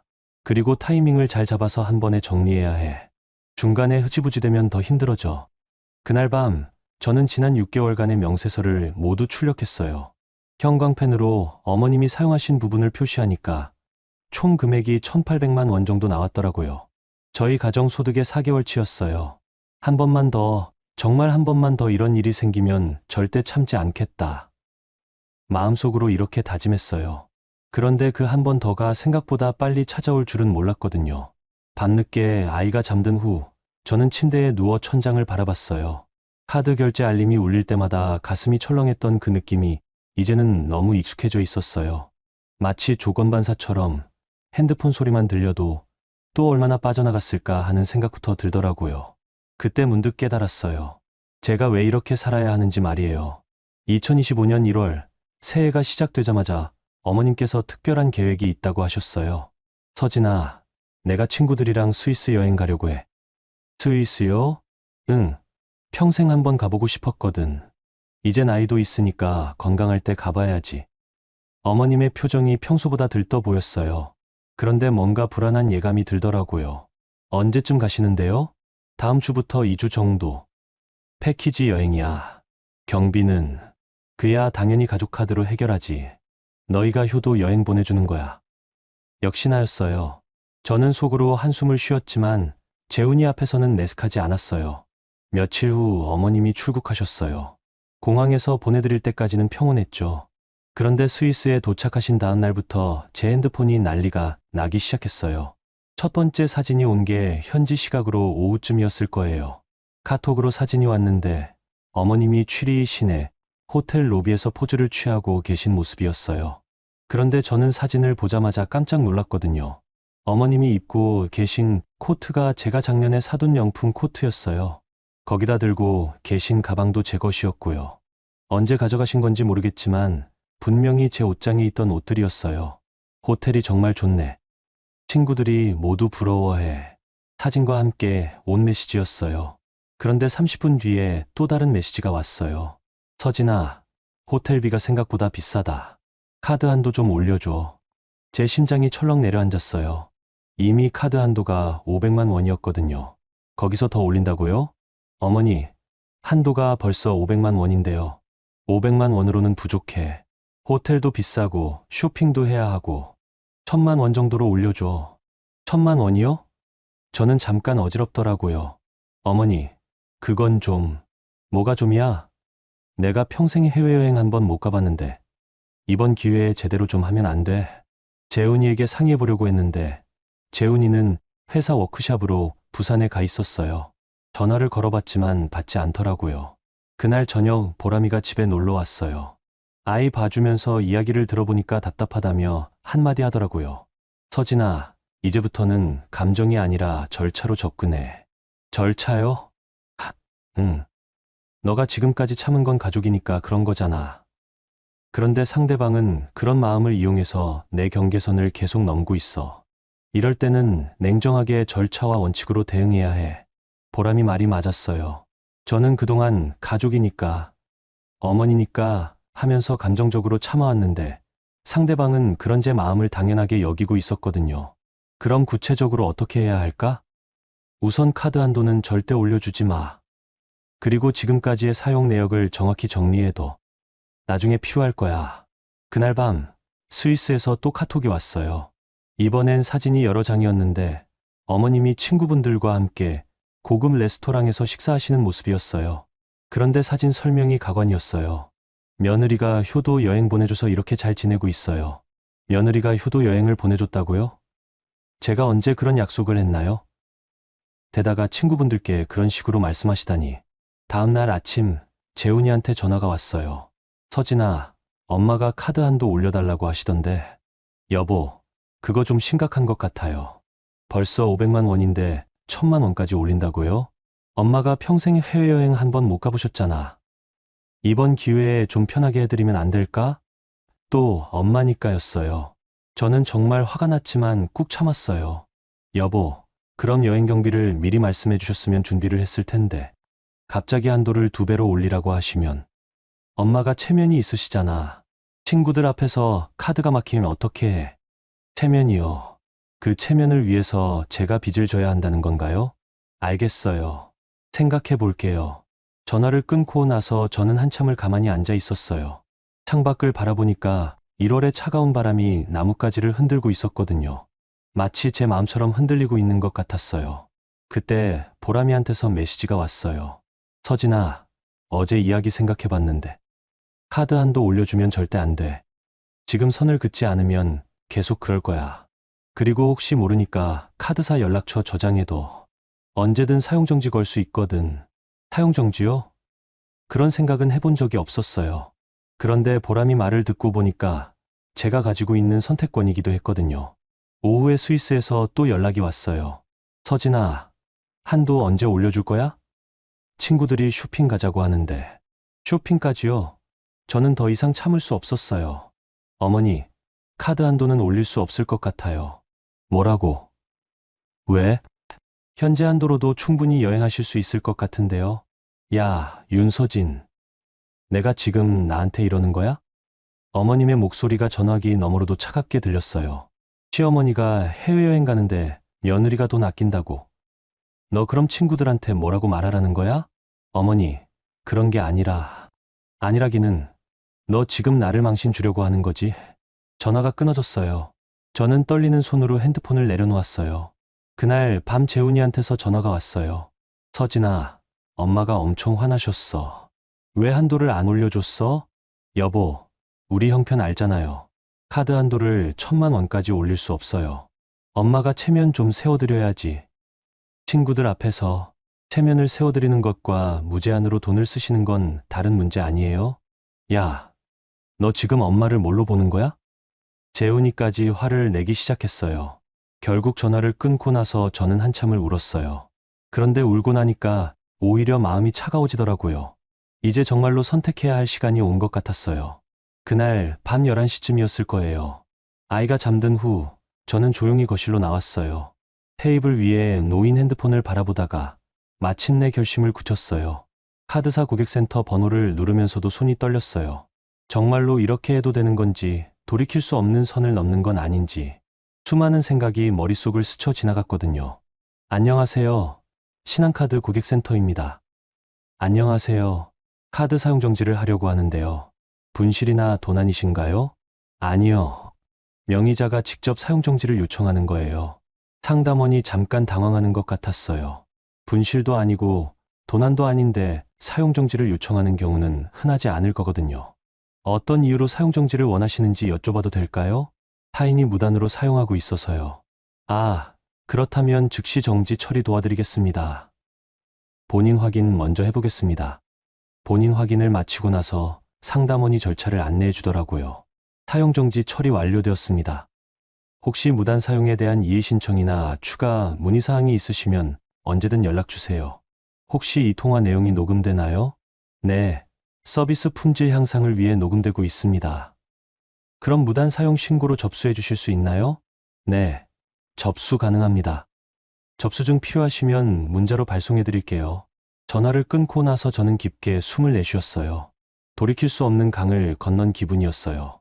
그 다음엔 지난 1년간의 카드 사용 내역을 정리하기 시작했어요. 어머님이 사용하신 부분만 따로 엑셀 파일로 만들어서 날짜별, 금액별, 업종별로 분류했거든요. 새벽 2시까지 작업하니까 총 2,100만 원 정도가 나왔어요. 상습적 무단 사용이라고 봐도 될 만한 패턴이었어요. 단순히 급할 때 한두 번 쓰신 게 아니라 거의 매일같이 사용하신 기록이 있었거든요. 새벽 3시경에 스위스에서 전화가 걸려왔어요. 어머님이셨죠. 윤서진, 너 지금 뭔 짓을 한 거야? 어머니, 무슨 말씀이신가요? 카드가 안 돼. 호텔에서 뭐라고 하는지 알아? 어머님의 목소리가 평소와 완전히 달랐어요. 다급하고 화가 나 있으면서도 어쩔 줄 몰라 하시는 것 같았어요. 사용정지를 걸었어요. 사용정지를 왜 걸어? 내가 지금 외국에 있는데 명의자 동의 없이 사용하시는 건 무단 사용이에요. 무단 사용? 야, 나 너 시어머니야. 시어머니라고 해서 제 카드를 무제한으로 쓸 수는 없어요. 전화 너머로 어머님이 친구분들과 뭔가 이야기하시는 소리가 들렸어요. 상황을 설명하시는 것 같았는데 목소리가 점점 작아지더라고요. 너 지금 나를 망신 주려고 이러는 거야? 친구들 앞에서 카드가 막혀서 어떻게 해? 어머니, 여행 경비는 미리 준비해 가시는 거 아니었나요? 준비해 갔지. 그런데 부족하니까 카드를 쓰는 거잖아. 그럼 현금이나 어머니 카드로 하시면 되잖아요. 내 카드로는 한도가 부족해. 그 순간 저는 확신했어요. 어머님이 애초에 제 카드에 의존해서 여행 계획을 세우신 거였어요. 어머니, 이미 사용정지 처리했으니까 다른 방법을 찾으세요. 야, 윤서진, 너 지금 나한테 이러는 거야? 저는 말없이 전화를 끊었어요. 그리고 핸드폰을 무음으로 돌렸어요. 그 후로 30분 간격으로 계속 전화가 걸려왔어요. 부재중 통화가 쌓이는 걸 보니까 50통이 넘어가더라고요. 새벽 4시쯤에는 재훈이한테서도 전화가 왔어요. 야, 윤서진, 너 지금 뭐 하는 거야? 자고 있었는데요. 자고 있었다고? 엄마가 호텔에서 쫓겨날 뻔했다는데. 쫓겨날 뻔했다고요? 카드가 막혀서 결제가 안 되니까 호텔에서 난리가 났어. 그냥 풀어줘, 지금. 재훈이의 목소리가 평소와 완전히 달랐어요. 거의 소리를 지르는 수준이었어요. 여보, 저도 명의자예요. 제 카드를 언제 어떻게 사용할지 결정할 권리가 있어요. 권리가 뭐야, 권리가. 엄마가 지금 외국에서 망신당하고 있는데 그건 어머니가 해결하실 문제죠. 너 진짜 이럴 거야? 네, 이럴 거예요. 재훈이가 전화를 끊었어요. 그리고 10분 후에 문자가 왔어요. 너 정말 인간이야? 엄마 때문에 오늘 밤 한잠도 못 잘 것 같은데. 저는 그 문자를 읽고 나서 씁쓸하게 웃었어요. 지금까지 한잠도 못 자고 카드 사용 내역을 정리한 사람은 저인데 정작 남편은 시어머니만 걱정하고 있었거든요. 새벽 5시가 넘어서도 계속 전화가 걸려왔어요. 스위스 현지 시각으로는 밤 10시쯤이었을 텐데 어머님이 얼마나 당황하셨을지 짐작이 갔어요. 마지막 부재중 통화가 새벽 6시였어요. 총 52통의 전화가 걸려왔더라고요. 아침에 일어나서 보람이한테 문자를 보냈어요. 어젯밤에 카드 정지 걸었어. 곧바로 답장이 왔어요. 진짜 대단하다. 어떻게 됐어? 밤새 전화 52통 왔어. 남편도 화내고 당연히 난리 날 거야. 그런데 이제 시작이야. 흔들리면 안 돼. 보람이 말이 맞았어요.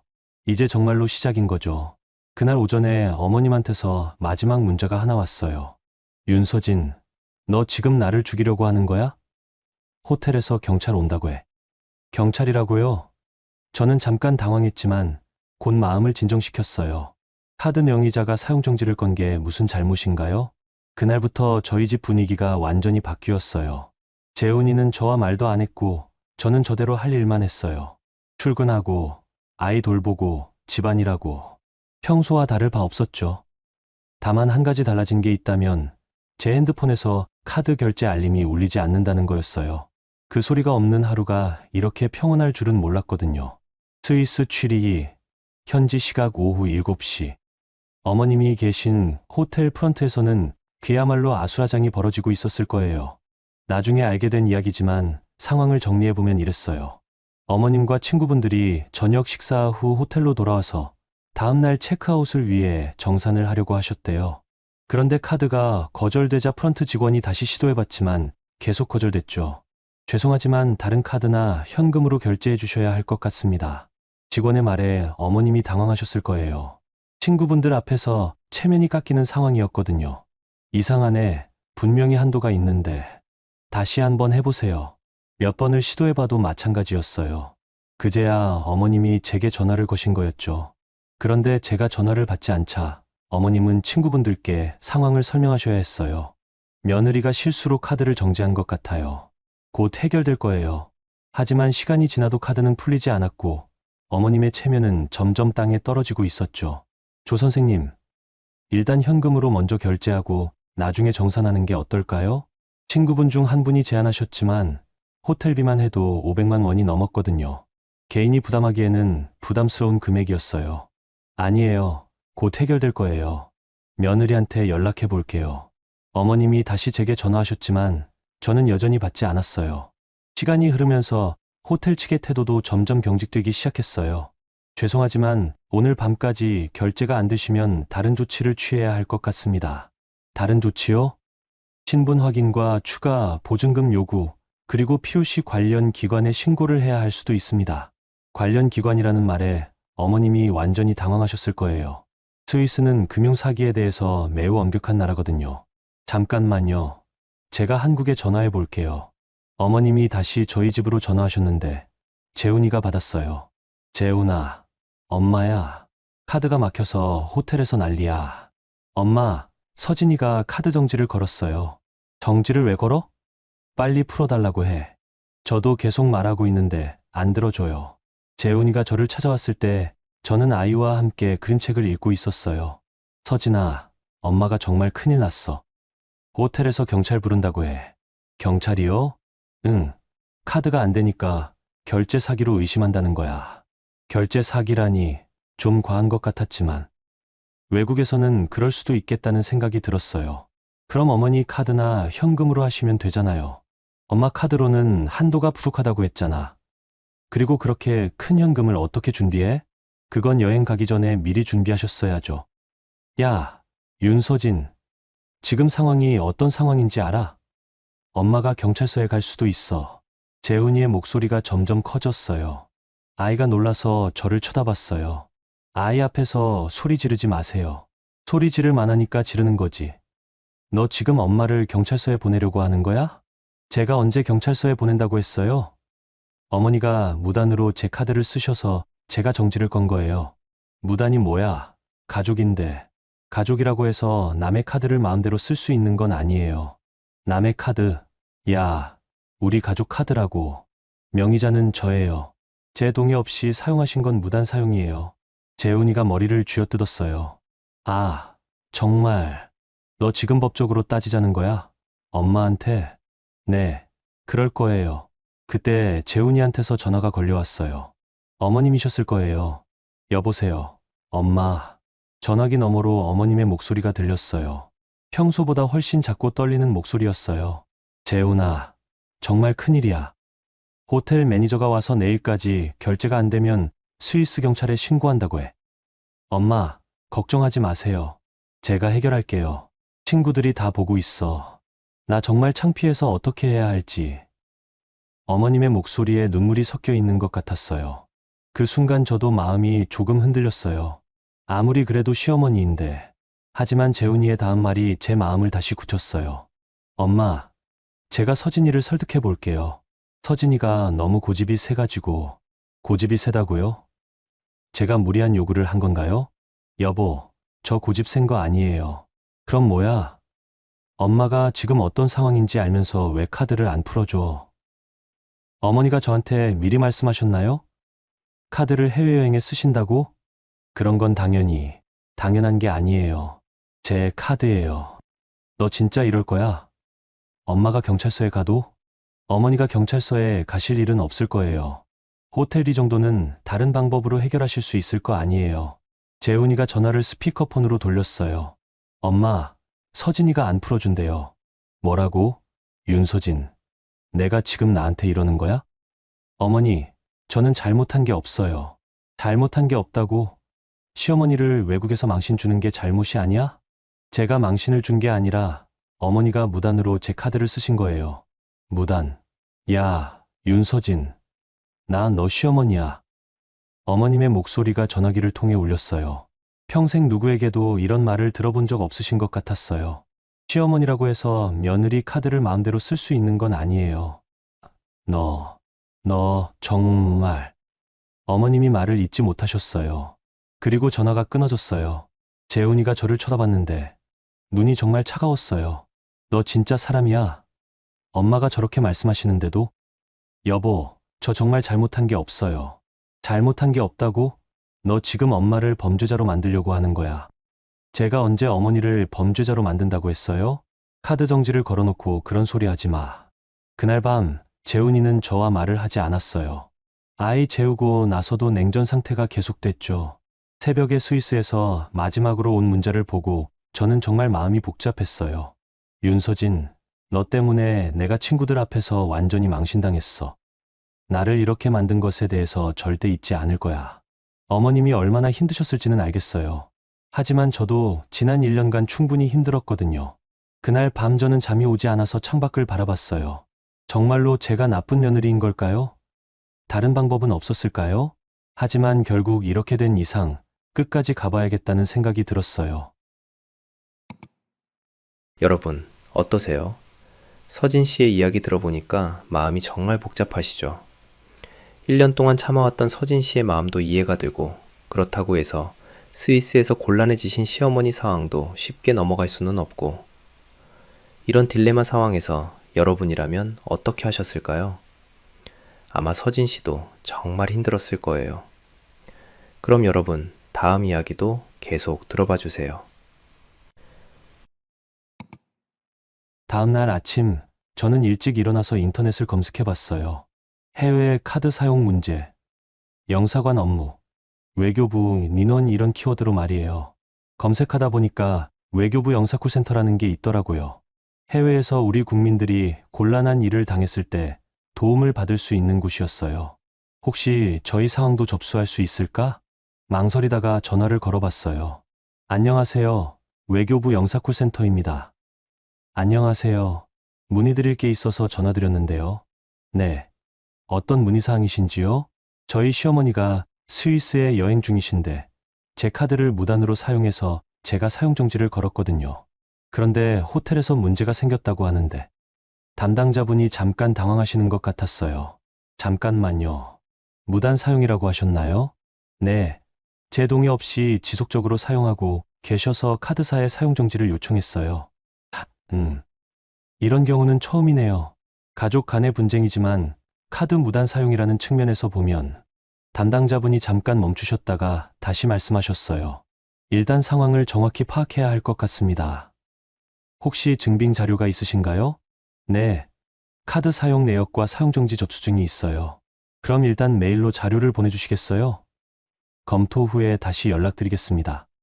전화를 끊고 나서 저는 지난밤에 정리한 자료들을 정리해서 메일로 보냈어요. 카드 사용 내역, 사용정지 접수증, 그리고 간단한 경위서까지요. 점심시간쯤 보람이가 회사로 찾아왔어요. 서진아, 어제 이후로 어떻게 됐어? 외교부에 연락해봤어. 외교부에. 왜? 상황을 설명해주니까 보람이가 고개를 끄덕였어요. 잘했어. 이제부터는 공식적인 채널로 접근하는 게 맞아.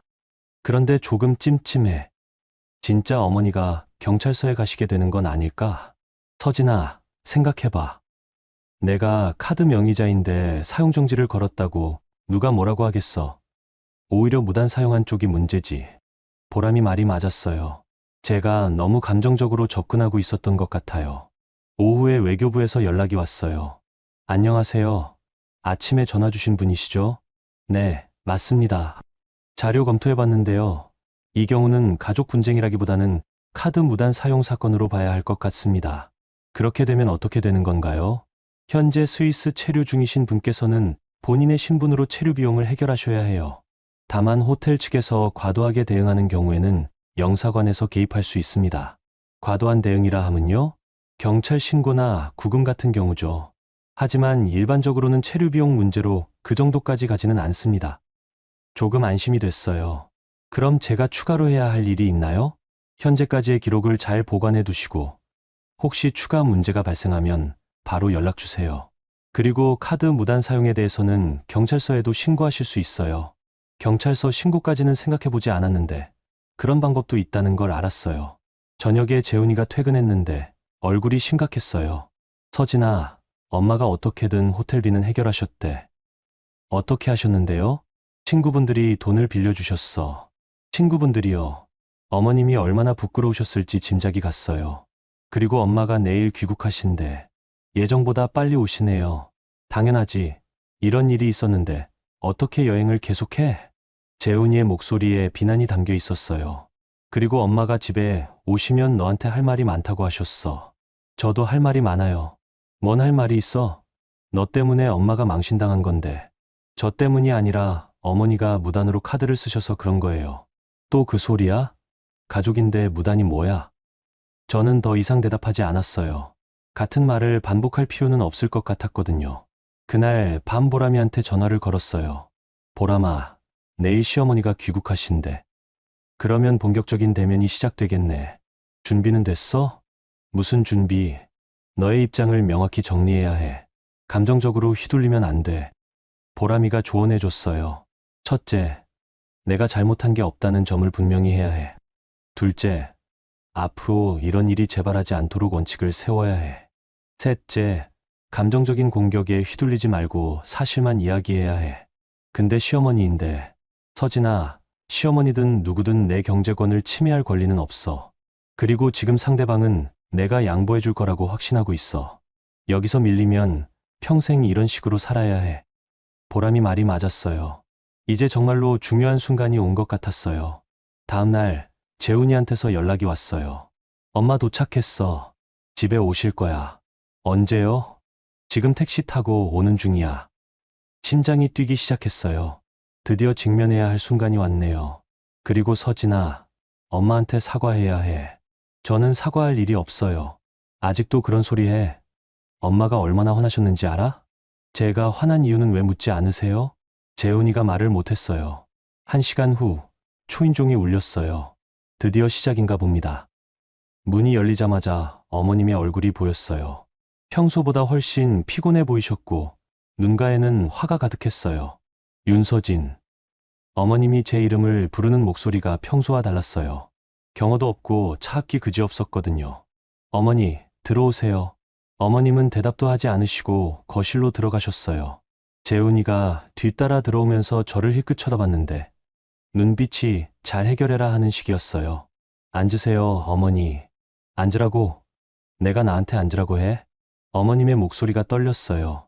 분노 때문인지 피로 때문인지 모르겠지만요. 어머니, 여행 힘드셨죠? 힘들었지. 내 평생에 그런 망신은 처음이었어. 어머님이 소리를 지르셨어요. 아이가 놀라서 제 뒤로 숨었어요. 윤서진, 너 지금까지 나한테 어떻게 해온 건지 알아? 어머니, 저는 잘못한 게 없다고. 시어머니를 외국에서 망신 준 게 잘못이 아니야? 재훈이가 옆에서 거들었어요. 엄마, 진정하시고. 서진이도 사정이 있었을 거예요. 사정이 뭐가 있어? 카드 한도 올려달라는데 못 올려줄 사정이 뭐가 있냐고. 저는 준비한 말을 차근차근 꺼내기 시작했어요.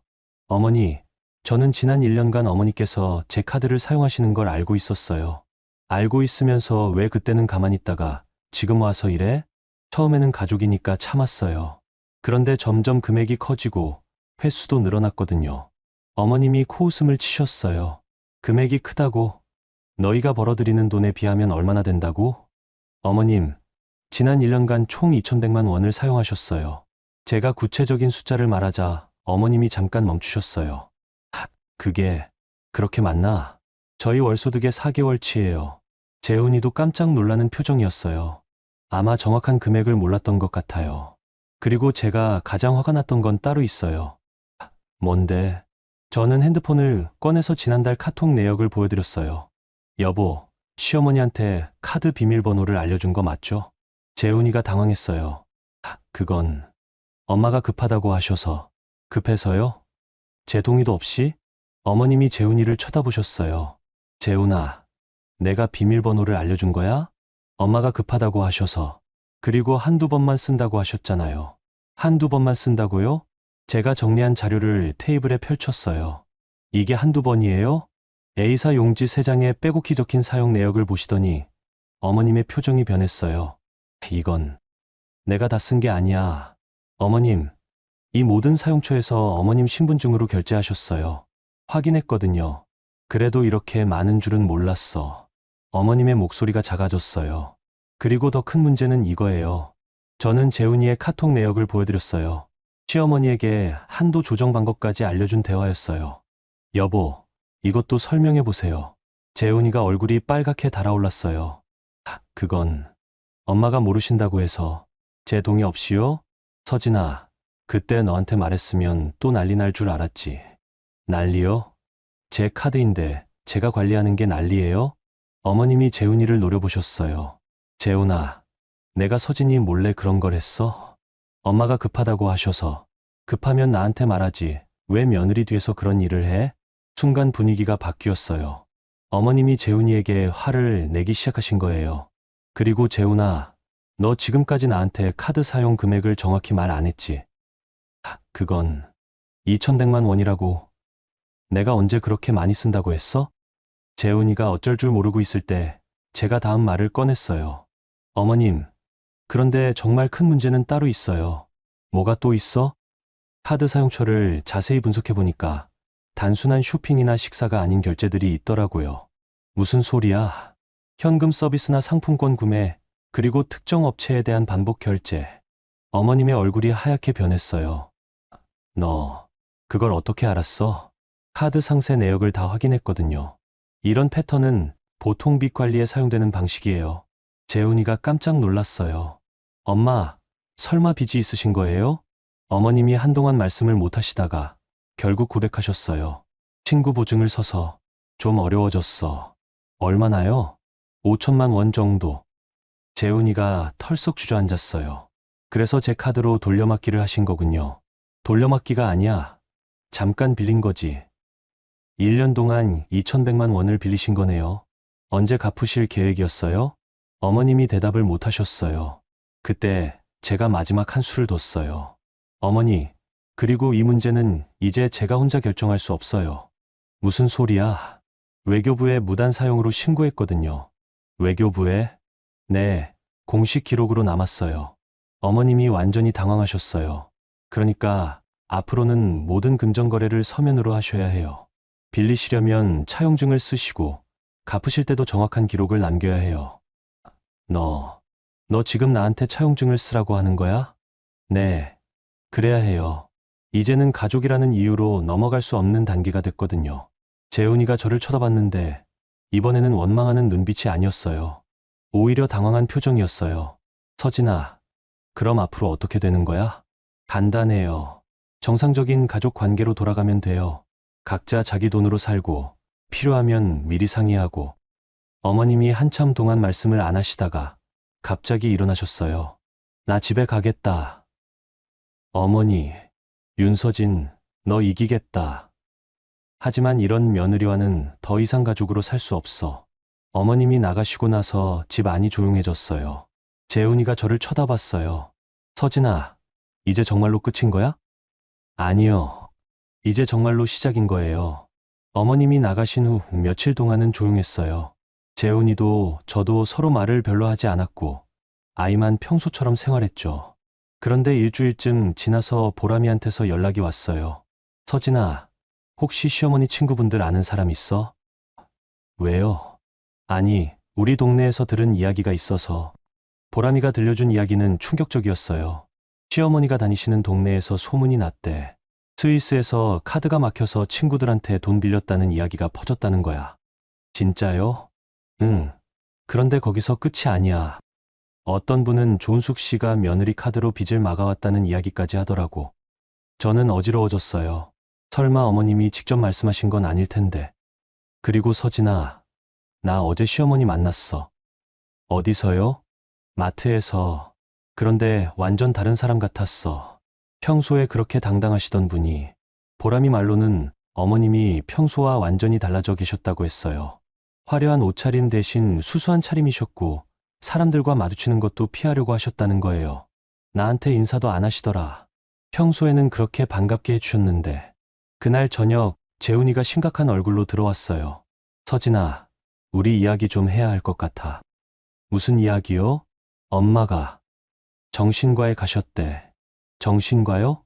응, 우울증 때문에 스위스 일 이후로 잠도 못 자고 밥도 못 드시고. 저는 마음이 복잡했어요.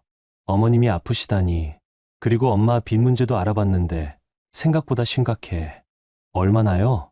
친구 보증만 5천만 원이 아니라 다른 빚도 있어. 총 8천만 원 정도. 8천만 원이라고요? 저는 깜짝 놀랐어요. 그래서 엄마가 그동안 내 카드로 빚을 막으신 거구나. 엄마가 말씀하시기로는 원래 금방 해결될 줄 알았는데 점점 커졌다는 거야. 그래서 1년 동안 2,100만 원을 쓰신 거였구나. 단순한 사치가 아니라 생존의 문제였던 거네요. 그럼 지금은 어떻게 하고 계세요? 아파트를 팔기로 하셨어. 아파트를요? 응. 엄마 이름으로 된 작은 아파트가 하나 있거든. 그걸 팔아서 빚을 정리하기로 하셨어. 저는 좀 안도했어요. 해결 방법이 있다는 거니까요. 그런데 서진아. 네. 엄마가 우리 이혼하라고 하셨어. 이혼이요? 응. 이런 며느리와는 못 살겠다고. 차라리 이혼하고 손자라도 키우고 싶다고 하셨어. 재훈이의 목소리가 떨리고 있었어요. 여보는 어떻게 생각해요? 나는 잘 모르겠어. 잘 모르겠다고요? 솔직히 말하면 엄마 편도 이해가 되고 내 편도 이해가 되거든. 재훈이가 한숨을 쉬었어요. 엄마는 평생 고생하시면서 살아오셨잖아. 그런데 마지막에 이런 일을 당하시니까. 그런데 저는 뭐예요? 1년 동안 제 돈으로 어머니 빚을 막아드린 건데, 그것도 맞아. 재훈이가 머리를 쥐어뜯었어요. 아, 정말 어떻게 해야 할지 모르겠어. 그때 제가 결정적인 말을 했어요. 여보, 한 가지만 답해주세요. 뭔데? 제가 카드 정지를 건 게 잘못된 일이었나요? 재훈이가 한참 생각하다가 대답했어요. 아니, 내 입장에서는 당연한 일이었어. 그럼 어머니가 제 동의 없이 카드를 쓰신 게 맞는 일이었나요? 그것도 맞지 않았지. 그럼 결론은 나온 거 아니에요? 재훈이가 고개를 들었어요. 뭔데? 제가 잘못한 게 없다면 사과할 이유도 없고 이혼할 이유도 없어요. 하지만 어머니가 받아들이지 않으신다면 그건 어머니 선택이에요. 저는 마음을 정리했어요. 여보, 저는 가족이 되고 싶어요. 하지만 저를 경제적으로 착취하는 관계는 원하지 않아요. 경제적 착취라니. 1년 동안 2,100만 원이면 착취 아니에요? 재훈이가 대답을 못했어요. 다음 날 어머님께서 직접 전화를 주셨어요. 서진아, 나야. 네, 어머니. 내가 미안했다. 순간 제 마음이 흔들렸어요. 저도 어머니께 심한 말씀드린 것 같아서. 아니야, 내가 맞았어. 내가 너무 당연하게 생각했나 봐. 어머님의 목소리가 평소와 달랐어요. 많이 지치신 것 같았어요.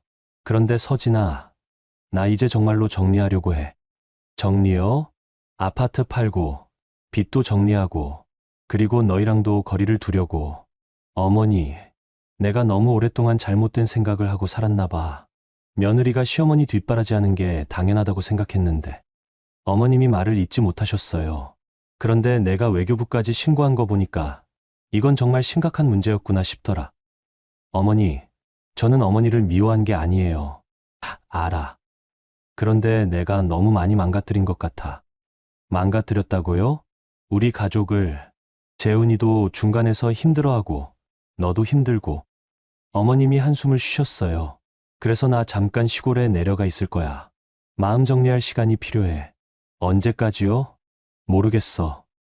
아파트 정리하고, 빚 문제 해결하고, 그 다음에 생각해 볼게. 전화를 끊고 나서 저는 오랫동안 그 자리에 앉아 있었어요. 이게 제가 원했던 결과인가? 어머님이 이렇게까지 상처받으시는 게. 하지만 동시에 이런 생각도 들었어요. 이제야 정직한 관계가 시작된 것 아닐까? 그날 밤 재훈이가 말했어요. 서진아, 엄마가 시골에 내려가신대. 네, 들었어요. 그리고 미안해. 뭐려? 내가 중간에서 제대로 못해서 내 편도 못해주고 엄마 편도 제대로 못해주고. 재훈이가 정말로 미안해하는 것 같았어요. 여보, 이제부터는 우리가 가족의 중심이 되어야 해요. 무슨 말이야? 어머니도 중요하지만 우리 아이와 우리 가정이 먼저예요. 재훈이가 고개를 끄덕였어요. 그리고 어머니께는 제가 직접 사과드릴게요. 사과? 제가 너무 냉정하게 접근한 것 같아요. 가족인데. 그런데 재훈이가 고개를 저었어요. 아니야, 넌 잘못한 게 없어. 내가 이 상황을 만든 거야. 그날 밤 저는 창밖을 바라보며 생각했어요. 이제 정말로 끝일까? 아니면 새로운 시작일까? 한 달이 지났어요. 어머님은 시골에 내려가 계시고 저희는 평온한 일상을 보내고 있었어요. 그런데 어제 재훈이가 특별한 소식을 가지고 왔어요. 서진아, 엄마가 아파트 매매 끝났다고 하셨어. 정말요? 응. 그리고 빚도 다 정리하셨대. 드디어 어머님이 빚 문제를 해결하신 거네요. 저는 마음 한편으로 안도했어요. 그리고 엄마가 올라오신다고 하셨어. 언제요? 내일. 내일이라니 갑작스럽네요. 그런데 엄마가 한 가지 부탁이 있다고 하셨어. 무슨 부탁이요? 널 직접 만나고 싶다고. 둘이서만 만나자고요? 저는 긴장이 되기 시작했어요. 다음 날 오후 어머님이 오셨어요. 한 달 전과는 완전히 다른 모습이셨어요. 차림새도 수수하고 표정도 많이 부드러워지셨더라고요. 어머니, 들어오세요. 응, 고마워. 어머님이 거실에 앉으시면서 작은 봉투 하나를 테이블에 놓으셨어요. 이게 뭐예요? 내가 그동안 내 대신 낸 돈이야. 봉투를 열어보니까 수표가 들어있었어요. 2,100만 원이라고 적혀 있더라고요. 어머니, 이게 내가 내 카드로 쓴 돈 전부야. 계산해봤어. 어머니, 이런 것까지 받아. 이건 당연한 거야. 어머님의 목소리가 단호했어요. 그리고 서진아, 내가 너한테 사과하고 싶어. 어머니, 내가 너무 잘못 생각했어. 며느리라고 해서 시어머니를 무조건 도와야 한다고 생각했는데 그게 아니었구나. 어머님이 한숨을 쉬셨어요. 시골에 있으면서 많은 생각을 했어. 내가 왜 그렇게 살았나 싶더라고. 어머니는 잘못하신 게 없어요. 상황이 어려우셔서. 아니야, 잘못했어. 내 동의도 없이 카드를 쓰고 재훈이한테는 숨기라고 하고. 어머님이 고개를 숙이셨어요. 그리고 무엇보다 너를 사람으로 보지 않고 그냥 며느리로만 본 게 잘못이었어. 저는 눈물이 날 것 같았어요. 어머니, 저도 너무 차갑게 대한 것 같아서. 아니야, 내가 맞았어. 외교부까지 신고한 거 처음에는 화가 났는데 나중에 생각해보니까 내가 얼마나 절망적이었으면 그랬겠나 싶더라. 어머님이 제 손을 잡으셨어요. 서진아, 나 이제 진짜로 달라질게. 어머니, 앞으로는 너희한테 패 끼치지 않을게. 그리고 뭔가 필요하면 미리 말하고 빌릴 거면 제대로 빌리고. 어머님이 말씀하시는 동안 저는 지난 1년을 돌아봤어요. 정말 힘들었지만 결국 우리가 여기까지 온 거죠. 그리고 서진아, 하나만 더 부탁이 있어. 네, 말씀하세요. 앞으로 나한테도 말 놓고 지내면 안 될까? 가족인데 너무 격식 차리지 말고. 저는 깜짝 놀랐어요. 시어머니가 며느리한테 말 놓으라고 하시다니. 어머니, 그건 좀. 아니야, 내가 원하는 거야. 우리 진짜 가족처럼 지내자. 저는 잠깐 망설이다가 대답했어요. 그럼. 엄마. 어머님이 환하게 웃으셨어요. 그래, 이제야 며느리 같다. 그때 재훈이가 퇴근해서 들어왔어요. 저희 둘이 웃으면서 이야기하는 걸 보더니 안도하는 표정이었어요. 엄마, 서진이랑 화해하셨어요? 화해가 아니라 내가 사과한 거지. 서진이한테 미안한 일을 많이 했거든. 재훈이가 뭔가 말하려고 하는데 어머님이 먼저 말씀하셨어요. 재훈아, 너도 서진이한테 사과해야 해. 저요? 응. 내가 중간에서 제대로 못해서 서진이가 더 힘들었을 거야. 재훈이가 저를 쳐다봤어요. 서진아, 미안해. 내가 엄마랑 내 사이에서 제대로 중재를 못했어. 여보, 그리고 엄마 편만 들어서 미안해. 내 입장도 충분히 이해했어야 했는데. 저는 가슴이 뭉클했어요. 드디어 우리 가족이 정직해진 것 같았어요. 그런데 재훈아, 앞으로는 서진이 편을 들어야 해. 엄마. 엄마보다 와이프가 먼저야. 내가 그걸 몰라서 우리 가족을 힘들게 했구나. 어머님이 저를 쳐다보셨어요. 서진아, 앞으로 나한테 뭔가 불만이 있으면 바로 말해. 참지 말고. 네, 엄마. 그리고 이제 가족 카드 같은 건 절대 안 할게. 내 카드로만 살 거야. 어머님이 웃으셨어요. 그런데 한 가지만 허락해주면 안 될까? 뭐요? 손잡아주는 건 해도 되지? 저는 웃음이 나왔어요. 그건 당연하죠. 오히려 부탁드리고 싶었어요. 그날 저녁 저희는 오랜만에 가족 식사를 했어요. 아이가 할머니와 다시 만나서 좋아하는 모습을 보니까 저도 마음이 따뜻해졌어요. 식사 후에 어머님이 마지막으로 말씀하셨어요. 서진아, 나 시골에 있으면서 깨달은 게 있어. 뭐요? 가족이라는 게 서로 희생하는 관계가 아니라 서로 존중하는 관계라는 거야. 엄마, 내가 그동안 너를 존중하지 않았어. 그냥 며느리니까 당연히 해야 한다고 생각했는데 그게 잘못이었어. 어머님이 제 손을 꼭 잡으셨어요. 앞으로는 서로 존중하면서 지내자. 그게 진짜 가족이야. 그날 밤 재훈이가 말했어요. 서진아, 정말 고생 많았어. 무슨 소리예요? 아니야, 진짜로. 내가 끝까지 포기하지 않아서 우리 가족이 이렇게 됐어. 여보도 중간에서 힘들었을 거예요. 그래도 내가 옳았어. 내가 그때 카드 정지를 안 걸었다면 지금도 똑같이 살고 있었을 거야. 저는 창밖을 바라봤어요. 1년 전 이맘때쯤 카드 결제 알림 때문에 잠 못 이뤘던 밤들이 생각났어요. 이제는 그런 알림이 오지 않아요. 제 핸드폰에는 제가 쓴 것만 알림이 와요. 당연한 일이지만 저에게는 너무나 소중한 변화예요. 며칠 후 보람이가 물어봤어요. 서진아, 후회하지 않아. 그때 카드 정지 건 거? 전혀요. 정말? 네. 오히려 더 일찍 했으면 좋았을 걸 하는 생각까지 들어요. 왜? 그래야 우리 가족이 더 빨리 정직해졌을 텐데. 보람이가 웃었어요. 맞아. 내가 용기를 내서 진짜 가족이 된 거야. 그날 저녁 어머님께서 전화를 주셨어요. 서진아, 나 내일부터 파트타임 일 시작해. 정말요? 어디서요? 동네 마트에서 계산대 보는 일이야. 몸 괜찮으세요? 응. 오히려 일하니까 좋더라. 그동안 너무 한가했나 봐. 어머님의 목소리가 밝아지셨어요. 그리고 서진아, 다음 주에 우리 가족 여행 가면 어떨까? 여행이요? 응. 제주도나 부산이나. 이번에는 내가 낼게. 내 돈으로. 저는 웃음이 나왔어요. 좋아요. 엄마. 그런데 무리하지는 마세요. 무리가 아니야. 진짜 가족 여행이니까. 전화를 끊고 나서 저는 행복했어요. 이제 정말로 새로운 시작인 것 같았어요. 서로를 존중하고 정직하고 사랑하는 가족으로 말이에요. 그리고 무엇보다 제 핸드폰에서 울리는 알림 소리가 더 이상 두렵지 않다는 게 가장 큰 변화였어요. 여러분, 오늘 이야기 어떠셨어요? 서진 씨의 이야기를 들으면서 마음이 정말 복잡하셨을 것 같아요.